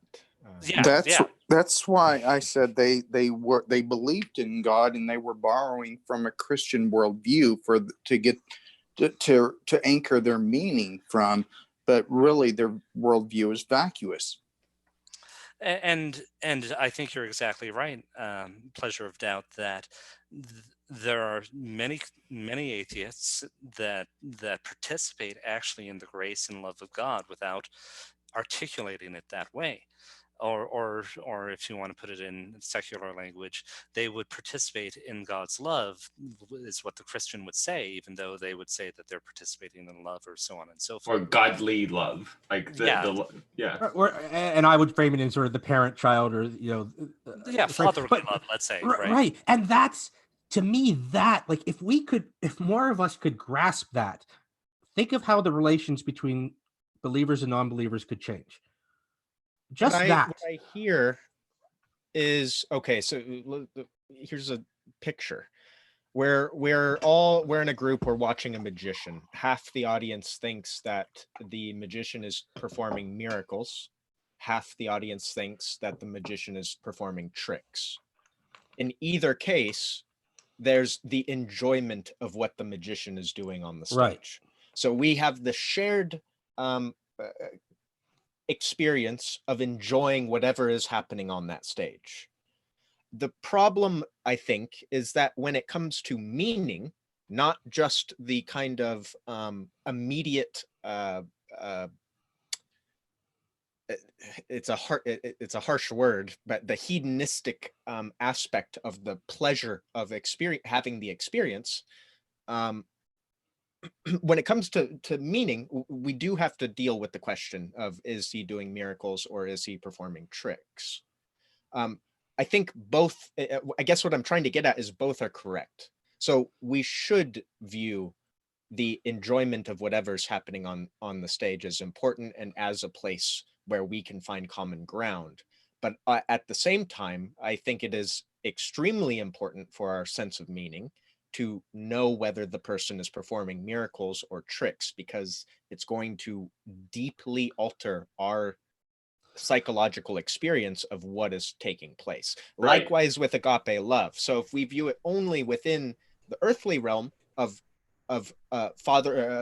parent-child love, we certainly are experiencing something like agape love. I'm not trying to get rid of that, but it is very different nonetheless than viewing even the love you have for your child as actually not yours, as actually God's love for the child that's using you as the pathway that it takes.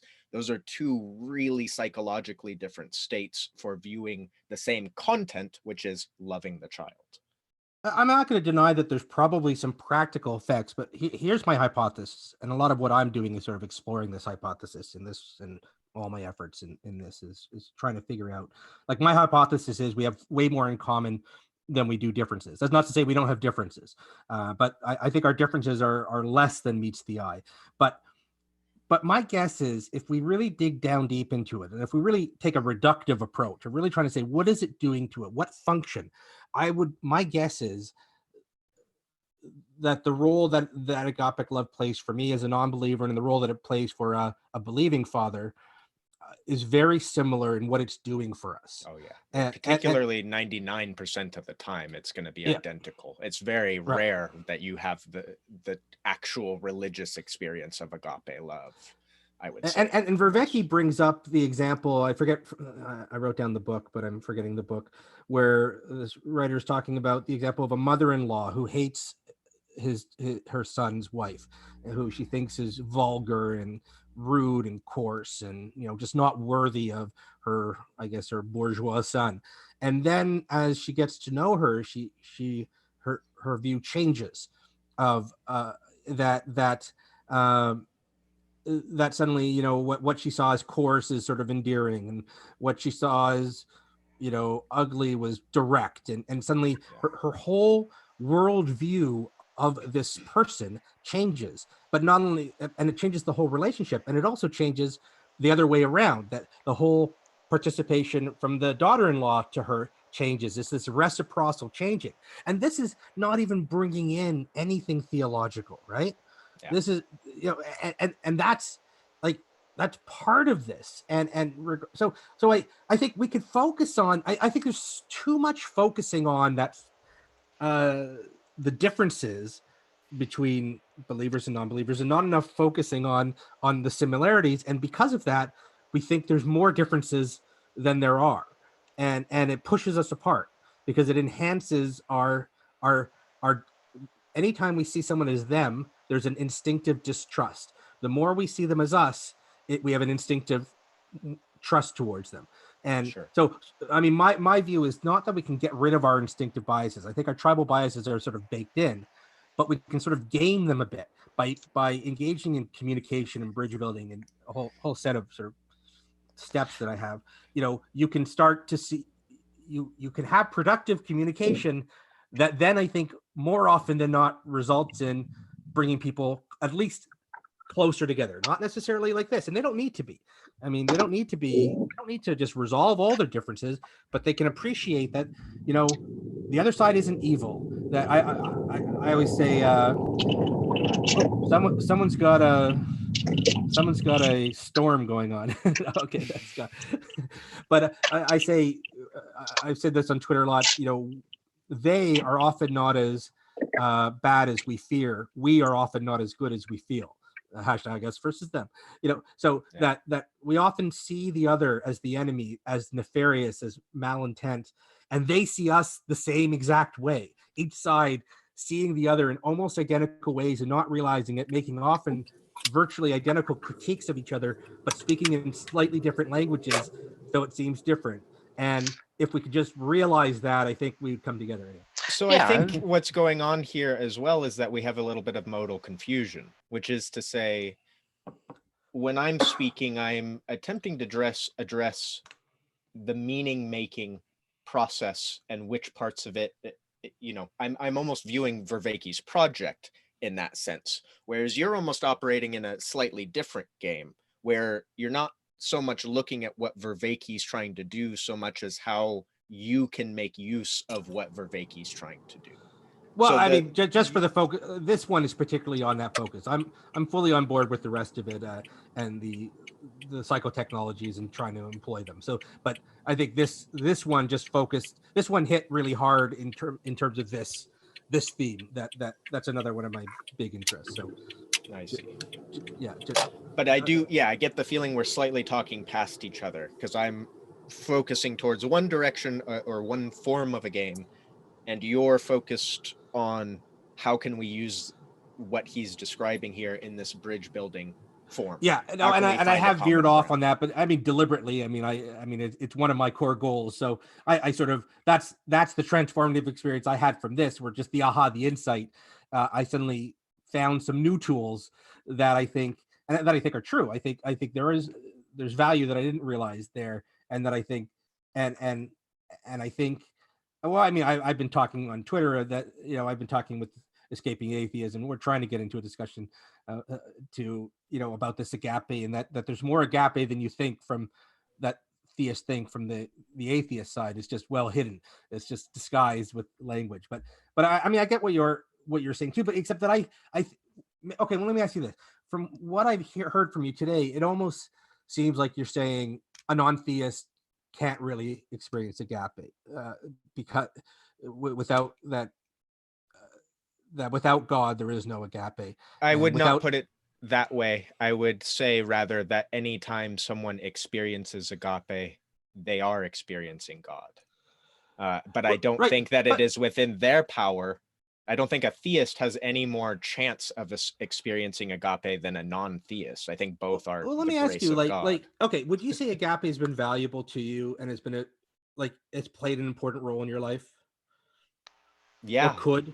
So it's certainly contextualized my life. So what if you just became aware, hypothetical, that God did not exist? Somehow you just knew without any possibility of doubt that God did not exist. Would that value go away? It's a very bizarre question. Because it's like saying, what if you experienced agape, but agape doesn't exist? No, that's not what I'm saying. I'm saying there's more to agape. Agape exists even, I think, without. Are you saying something like the experiences that we have, which we label agape, still exist? Yes. We knew for sure that the ontology that we affirm with God as the ground of being, or God as Christ as the creator, we knew that was false. And what would that mean to us? Yes, saying that the reality is we have this meaning in our lives. We have this sense. We have all the stuff that we're talking about. All the benefits of religion that people experience is real in the sense that they really experience them. And they experience that. It may be, hypothetically, it may be that they experience them and know God exists. There's two, right? So I can answer that for myself, and Nick and whoever can answer it too. But that would mean that I could no longer make sense of the world, and that I just had these experiences, some of them that I valued more than others, but there wasn't a context and frame that gave them a coherence that allowed me to scale not only from my individual experience to community experience and from the future to the past, but it would be sort of all disconnected. And consequently, I would have to affirm that my cognitive abilities were not reliable for understanding reality. And I was just basically making up stories to make sense of the world that didn't really necessarily have any connection to the But underlying wait, reality. hold on. Put aside The the French story. existentialists, very quickly. No, Yeah, no, exactly. but put aside the story, and I want to put aside the story for this part of the conversation. I'm talking about the effect of these experiences on you. That effect is real, and But that's not regardless how of we live. Sorry. We don't live with just the effects. We don't go through everyday life with just the effects. We live as though things have meaning in and of themselves. We've been shaped by this particular, viewpoint, this Christo-logocentric viewpoint. If we found out Sure, somehow I that agree. there was no logos, why wouldn't people strive to do self-serving things? No, but just pause on that. How could you condemn that? No, hold on. Pause on that. And let's put aside, like, we can get, I mean, objective morality I have a lot of views on, but I think that's like a 2-hour conversation on its own. So I think we should probably shy away from that. But like you said, like these experiences that you have, that you value through your religion, you value them. And let me ask you, is the only reason you value them because you attribute it to a god, or does it do something to you? It provides a positive in your life beyond your understanding of why it's there. Hold on a second. Let me try to. Yep. Let me just say, it's really funny what direction this all took. But I think the broad point is this: that if everything in the world kind of coordinates itself around this central theme, and it all presents itself in a sensible way, it makes meaning using a kind of narrative, and it finds itself kind of revolving around the notion of Christ and the cross, and the notions of redemption, agapic love, and all of that. And then when you get to the end of it, it's like, oops, where is this illusion starting? There's a problem there, right? It's a fundamental problem that you can't get around, and that you'll never get around. But I'm not sure you can, because I think I have a similar agapic sense without it. No. I know. But what you're asking of other people is to lose the ultimate explanation that you lack. But what I'm saying is, okay, maybe the explanation is different, but the effect is the same. Right. And so we can say that regardless of whether God exists or not, it's real, and we can value it in the exact same way. Right. Not exact. What you have is maybe not exact, hedonism. but a similar way. Right. Sorry. Well, just kind of like building off from the analogy that Nick and I were kind of working on a little bit during the course of this conversation. Say you have a magic show that's going on, and half the audience believes it's actually a miracle worker that's doing these things, and then the other half realizes, okay, this is just a guy doing it for our entertainment. And then the first half, they're sending up their children up there to be sawn in half by the magician. Now, take that. Now they leave the show, and there's the magician there, and he's sawing. He has the saw, or maybe somebody else. If the deluded group of people is putting their children up to be sawn in half by somebody that, or believing that they're going to be put back together again afterwards, this is the other half basically has a responsibility to keep them from being so careless with their children. So the point I'm kind of trying to get at, I guess, is there are implications to the context behind the experiences that we, like, if we're using our rational understanding of things, we ought to kind of consider. And so if the miracles that we were kind of deluded into thinking were actually real and had serious, like, actual implications to, say, afterlife or something like that, then if we were to find out that these are inaccurate, then that kind of like changes things. But it maybe becomes there's a like, different okay, way to achieve a similar result in terms of the benefit that we feel we derive from it.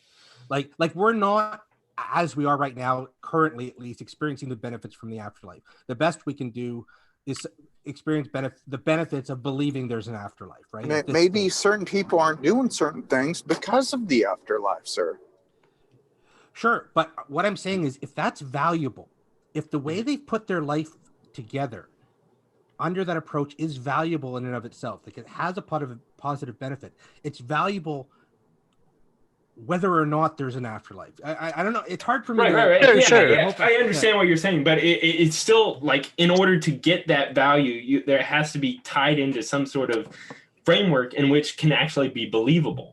Like if I wanted to, I could believe that just by waving my watch around, I could not eat for the entire day. I could just go on a diet, or I don't know, do something that I wanted to do. But it just because but that wouldn't produce that feeling. I know. That's exactly my point. Like saying, there has to be a belief connected to the production of the end that's being attempted to be gained. Here's my hypothesis. My hypothesis is, for all those meaningful experiences that come out of religion, they can be equally generated or similarly generated in a secular framework, and that and I think. And yes, we do tell ourselves stories, and I have my own stories that I think often achieve a fairly similar result. I have my version of, we've talked about this, objective morality that I think derives the golden rule, for example, without a God, right? So, and again, I don't want to get into that here because that's a huge conversation. We should have a separate discussion on that. But I suspect there are relatively few areas. The fact, again, and I go by here's the simple deduction or inference that we are capable of having these experiences regardless of our beliefs. Vervaeke has talked about taking part in this enlightenment experience, in this transformative experience, not to the full extent that, say, the sages and mystics and prophets have talked about, but he's had a taste of it, and he doesn't believe at all. And Sam Harris has talked about this. I believe I could potentially get to that state, and I don't believe. I mean, I'm open to it again, but I don't believe. And I think there's less difference. I think people are frankly wrong a lot of the time to think that it's just our worldview that determines if we have these experiences or not. So I think there's a confusion here, which is, at least from my own perspective, I do not in any way think that religion generates these experiences. I think it contextualizes them. It's a psychotechnology that helps put us in a state where we have these experiences. I think that's how I would. Certain practices can certainly open one up to them, but or put yourself in the best chance to have them. Yeah, but like even the religion itself will kind of like adapt our interpretation of the experience. So like if you're Muslim, you'll probably experience an interaction with Muhammad or God in the way that your framework understands it. But yeah, all have sorry, go ahead, Andrew. I'm sorry. Go ahead. Basically, religion acts as what's called a sense-making framework, right? That we have these religious experiences or spiritual experiences, and partially based on our innate ability to comprehend them and our religious or philosophical background, we have different ways to describe them, and we have different ways of modeling these things to contextualize them, right? So like Friedrich Nietzsche was a big advocate of contemplating eternal recurrence, which is to imagine that your life is going to be repeated over and over again, basically an infinite number of times. And what does that sound like based on this lecture? It sounds like the ritualistic play that Vervaeke's talking about, doesn't it? Yeah, exactly. And basically, that's one of the ways you can get to the point of understanding that your actions here and now have transcendent significance. and to contextualize that, right? But then the issue is with Nietzsche especially, or the Stoics, who also did eternal recurrence, is it repeats over and over again, but there's no plot.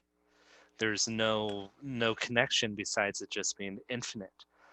And this is sort of the key thing, is the sort of scaling problem, right? It's very true that if you epistemically went into my mind and took away my belief in God, I would still have this direct experience of agape, of peak religious experience, and so on and so forth.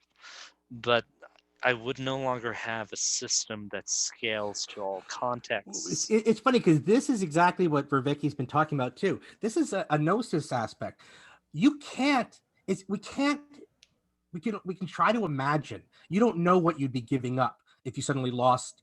If you suddenly had a certain understanding that God doesn't exist. You can't experience that without it happening. You can't actually put yourself in that. True, but I actually did have a lack of belief in God, I and was an atheist for 20 years. But that's not what I'm talking. But that's not what I'm talking. No, sorry. I'm talking about. Could you have? You can't know what it would be like to have the certain knowledge with no chance of error that no God exists, and how that relates to your experiences. Like we don't have that, right? But I can play at it. Sure. Yeah, and we can look at how wise people have played at it, right? So like Friedrich Nietzsche or Camus or Sartre all did a deep analysis of this. Yeah, no, I agree to that. We can have some idea through that. And that's what the existentialists was trying to take the depth of religious experience and then remove God and see what happens. Camus comes to mind particularly. And I think that's what Vervaeke is trying to do as well, to see, I think where he's leading to is forming institutions, secular institutions that can help, because the big part of it, and one thing I think you left out, Andrew, and what the religion, I think you said the two things is the theological framework, and the other one was, sorry, you had two things that your religious practice, but there's a third, which is the practice. That one of the things that Vervaeke has talked a lot about in previous episodes is that you to put yourself in that state where you have the best chance of having these insights or these transformative experiences. It's very helpful to have a regular practice of, say, meditation or these disruptive practices, these psychotechnologies, and that it's by doing it every day that you put yourself, by doing the practice or the praxis, you can put yourself in that state. But if you don't do these practices, your chances of having that kind of experience are much less. So that, I think, is another thing that religions do, is that they institute a practice of people that help put them into these states to have these kind of experiences. Sure. And ancient philosophies did it too. And part of the weird or unusual thing is that Christianity and Islam, strangely enough, kind of absorbed or baptized or converted these philosophies that combined into their practices, and so you end up with these philosophers who then get baptized and they're like, oh, this is how you intellectually do all these things, or this is how you take this Stoic practice of virtue reflection and combine it with our understanding of sin, and so on and so forth. Yeah, there's so much here. I think you guys would really enjoy the whole series from this conversation, especially Andrew, from what I'm hearing from you. I think you would enjoy going back and while you're cleaning dishes or whatever, have the series. I mean, there's a lot of there's a lot of these things that as it goes through the other philosophies as well, and the Greeks and the Buddhists and the India. I really enjoyed it. This discussion. I want to say this. I really appreciate everybody's comments, but I don't think I will listen to it because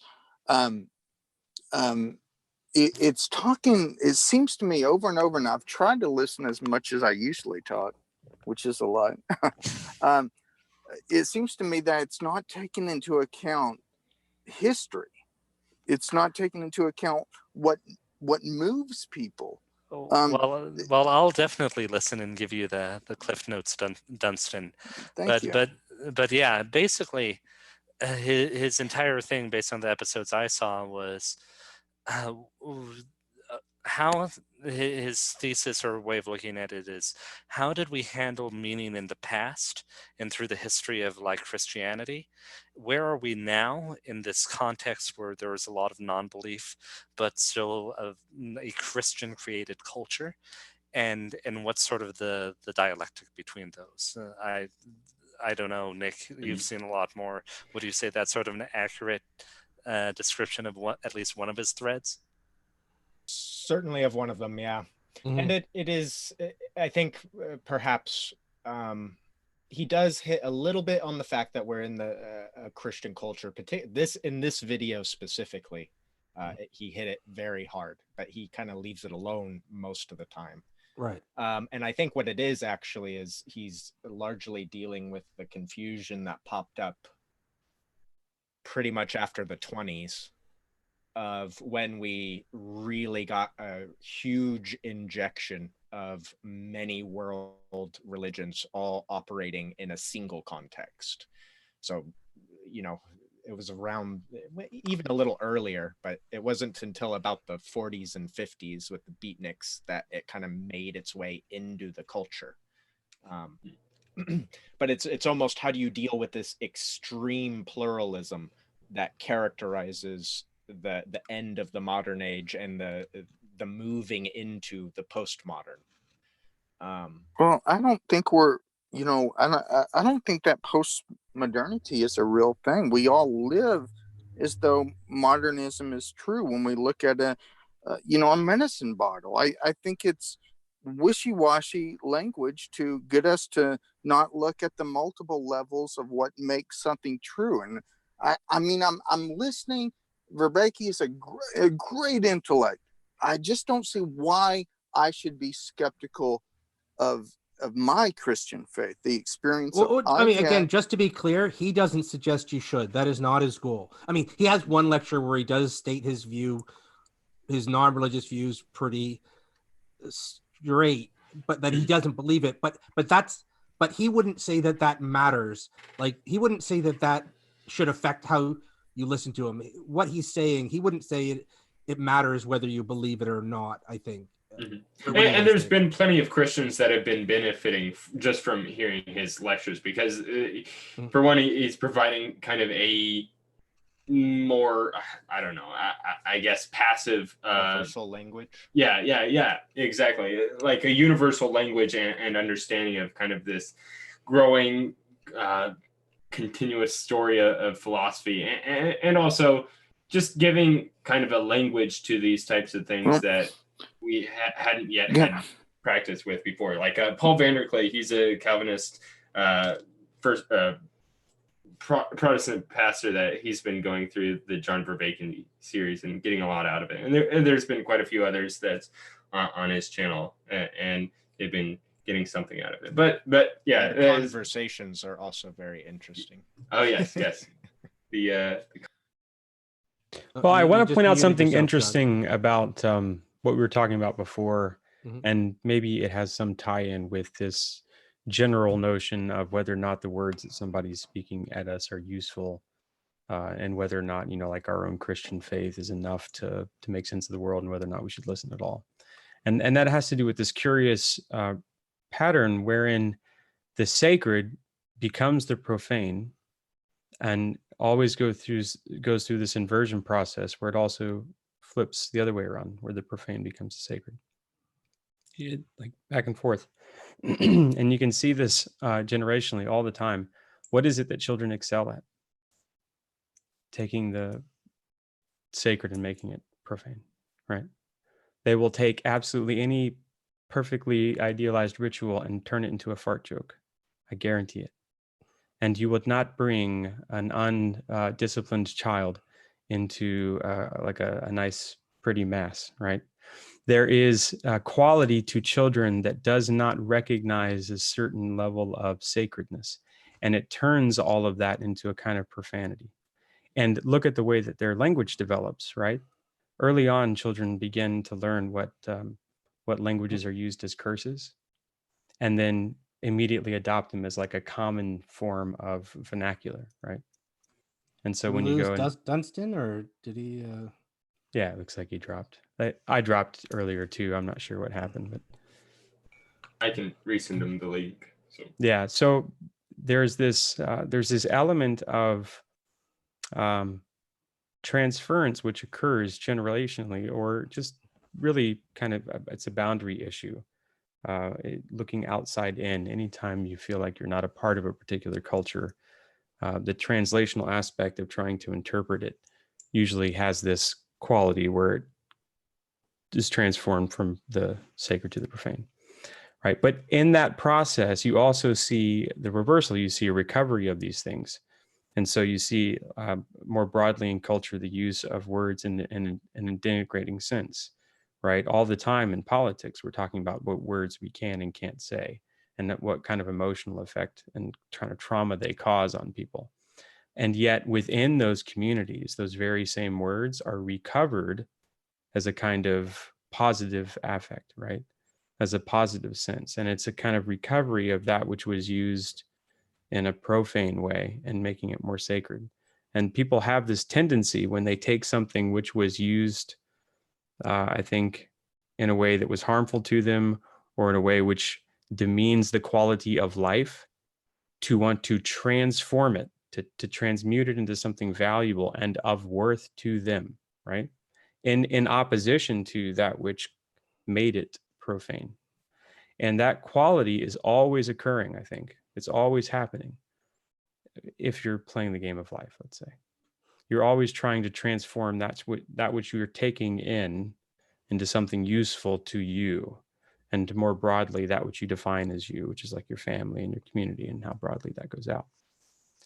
But in the sense of Vervaeke and his desire to speak whatever he knows or whatever he thinks he knows, and whatever sacred or profane terms he uses, the ingestion of that and my perspective, right, allows this continual process of transforming that which was sacred into profane and that which was profane into sacred. And our combined chorus of that, like, interpretation aspect of it, I think averages out in some weird way the kind of the best pieces over time. That's hopefully the notion of it.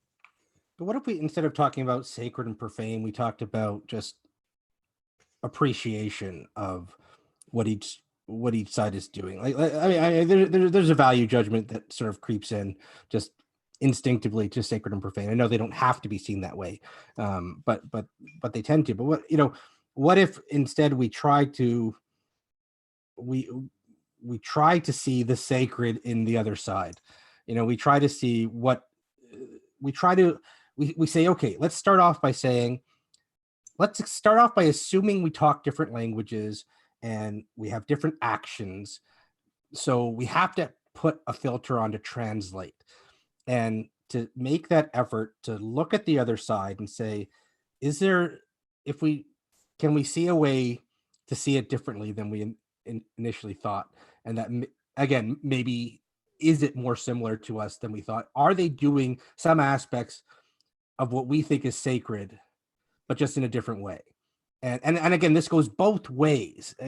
So are you saying that we should be charitable to our opponents? Yes, that's a big. And how about let's not think of them as opponents? How about we think of them as people who think differently? Well, the funny thing is and the pun I'm making is, charity comes from charitas or caritas, and that's the Latin translation of agape. And sure, and that makes a lot of sense. Yeah, and so what you're advocating is that we show agape to the people we disagree with. Yes. And this is sort of this very interesting thing about language, is that language is a creative aspect of human nature, and translation and interpretation and cultivating these things through language is like intrinsic to the ontology, at least in the Christian understanding of it.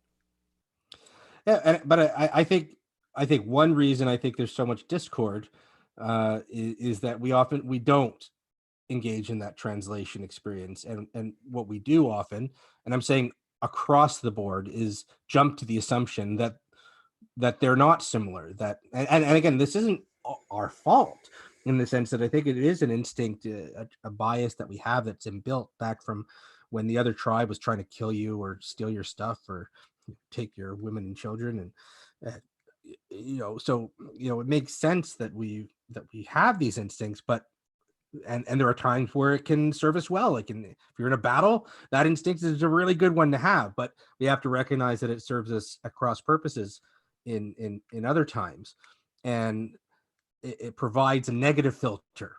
Right. So yeah, and you make a really good point in pointing out that there are, like, by trying to imagine what might be sacred for the other person, even if it's not sacred to us. So that's kind of a dual aspect to the nature of sacredness, is the fact that there's a psychological component for those that are interacting with it, in which it is apprehended as sacred. So it's kind of the thing that can happen a lot of times, is when we're so tied into our own ideology or worldview that we have this sort of iconoclasm towards anything that does not correspond with our own conceptions of what is sacred and what is profane. And so by going about intentionally smashing the things that are sacred for those that we disagree with is just putting us on kind of the wrong side, just right off the bat for them. So here's a fun thought. Imagine a hypothetical community that spoke a language that was exactly mirrored to yours, in terms that for every sacred term you used, they used that term in the profane way, and for every profane like term they Reverso had. Spider-Man, Reverso I was thinking Superman, like Bizarro, yeah. yeah, Bizarro. That's right, Bizarro. Yeah, Bizarro World. Yeah. So that, like, what if the two people, two groups of people came into contact? Like, they're literally talking about the precisely same concepts and ideas, right? They're just attaching the wrong referent to it. Oh well, So the likelihood of diplomatic misunderstanding would be extremely high, in my opinion. I think that's safe to say. But the answer is that it takes effort. Like, you can't, and this is, I think, what a lot of what Vervaeke's talking about, and it goes back to the Stoics, where a lot of these psychotechnologies are designed to disrupt your automatic thinking, to consciously turn your attention to these type of things. Like, most of the time we unconsciously do this. And the fact is, it takes effort to have these conversations in a productive way. It takes effort to understand the other side. It takes to do that translation process is really bloody hard. And most people aren't willing to do it.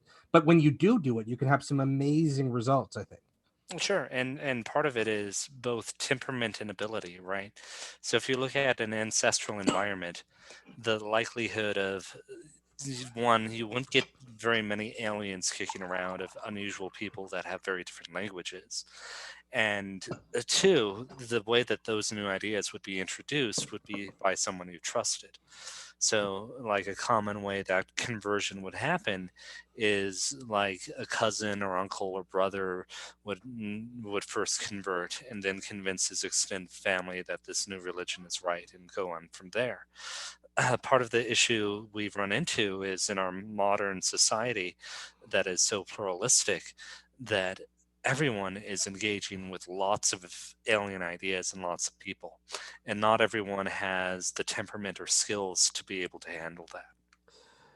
Well, no, I agree. Like, I've always said, not everybody has to be having these productive discussions, but some people need to be having these productive discussions, and then hopefully, like we're doing right here, and then hopefully then spread it out what comes of it. Like, we can take, if no one's having these discussions, we're in deep trouble. Sure. I agree. Some people just are not built for it. And frankly, Dunstan brought up, the people who are just total jerks on Twitter and whatnot in these discussions. I think it's totally fair to say, listen, I'm interested in having a productive discussion. You seem not to be, which is fine, but that's not the type of thing I'm interested in right now. And I think if we stopped engaging people who just didn't want to have productive discussions, and they weren't able to get their, their fix, their why am I blanking on the term, their dopamine fix from trolling or whatever, the instinctive impulse to lash out. I've told these guys, like, I've had some really good discussions on Twitter, and I've had people tell me, this is the first time I've had a discussion like this, and they're delighted. And I think there's a desire for these kind of conversations that people don't realize. They think, it's the internet. We're it's not real life, and get used to it. You just treat people like crap, because that's the way it is. But it doesn't have to be. And I was here for the beginning of the internet, so I've been here for the whole thing, from the BBS days right through till today. So I've sort of seen it all. This isn't a miracle; it's just a magic trick. Yeah. Right. Well, this is good because to Andrew's point, the exposure to a radical panoply of belief systems is absolutely too much to make sense of without a great deal of effort, right? Without a great deal of exposure to a subsequent amount of sense-making capacities to order it all, and to kind of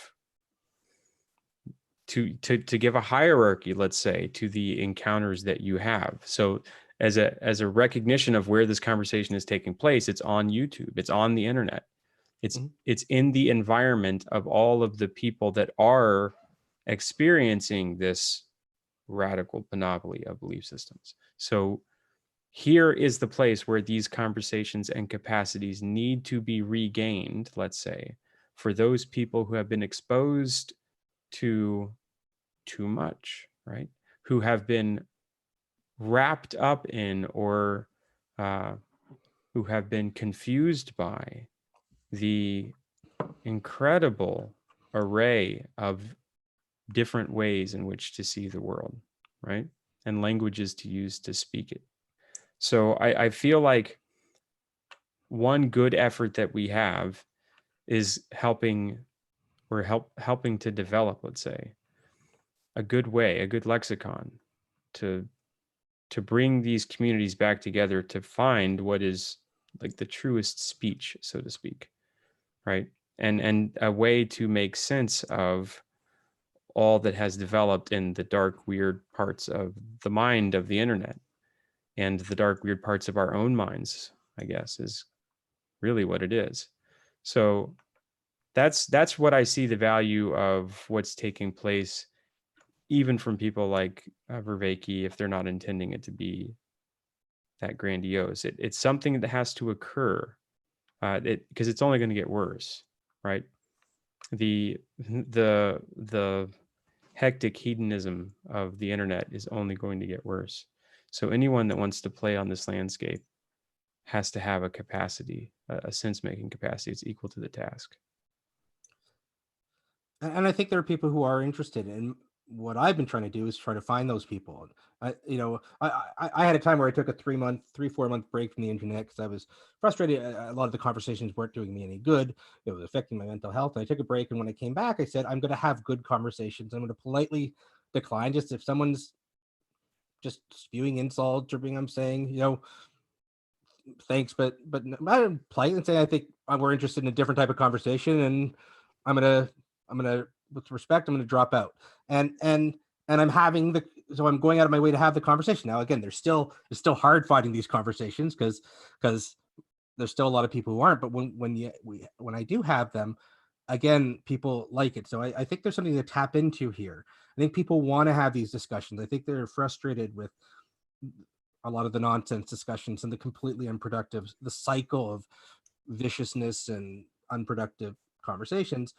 So the trick, I think, is to find a group of people who want to have these, and then the proof of concept, like we're doing here today. I mean, we've all had conversations where they weren't productive, but I think this conversation has been great. And it shows we can have these conversations. And there's nothing special about any of us.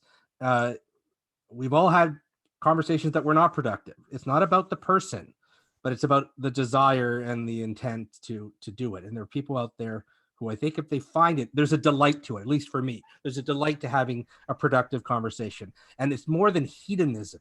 It's not just like, we use the word pleasure, but I think a better word is well-being, or eudaimonia, and in the, I think the Aristotelian sense. Well-being, I think, is a better way, which is more than just the physical, just the temporary pleasure. There's just a deep satisfaction from having a conversation where the two parties leave saying, you know what, I understand the other guy better.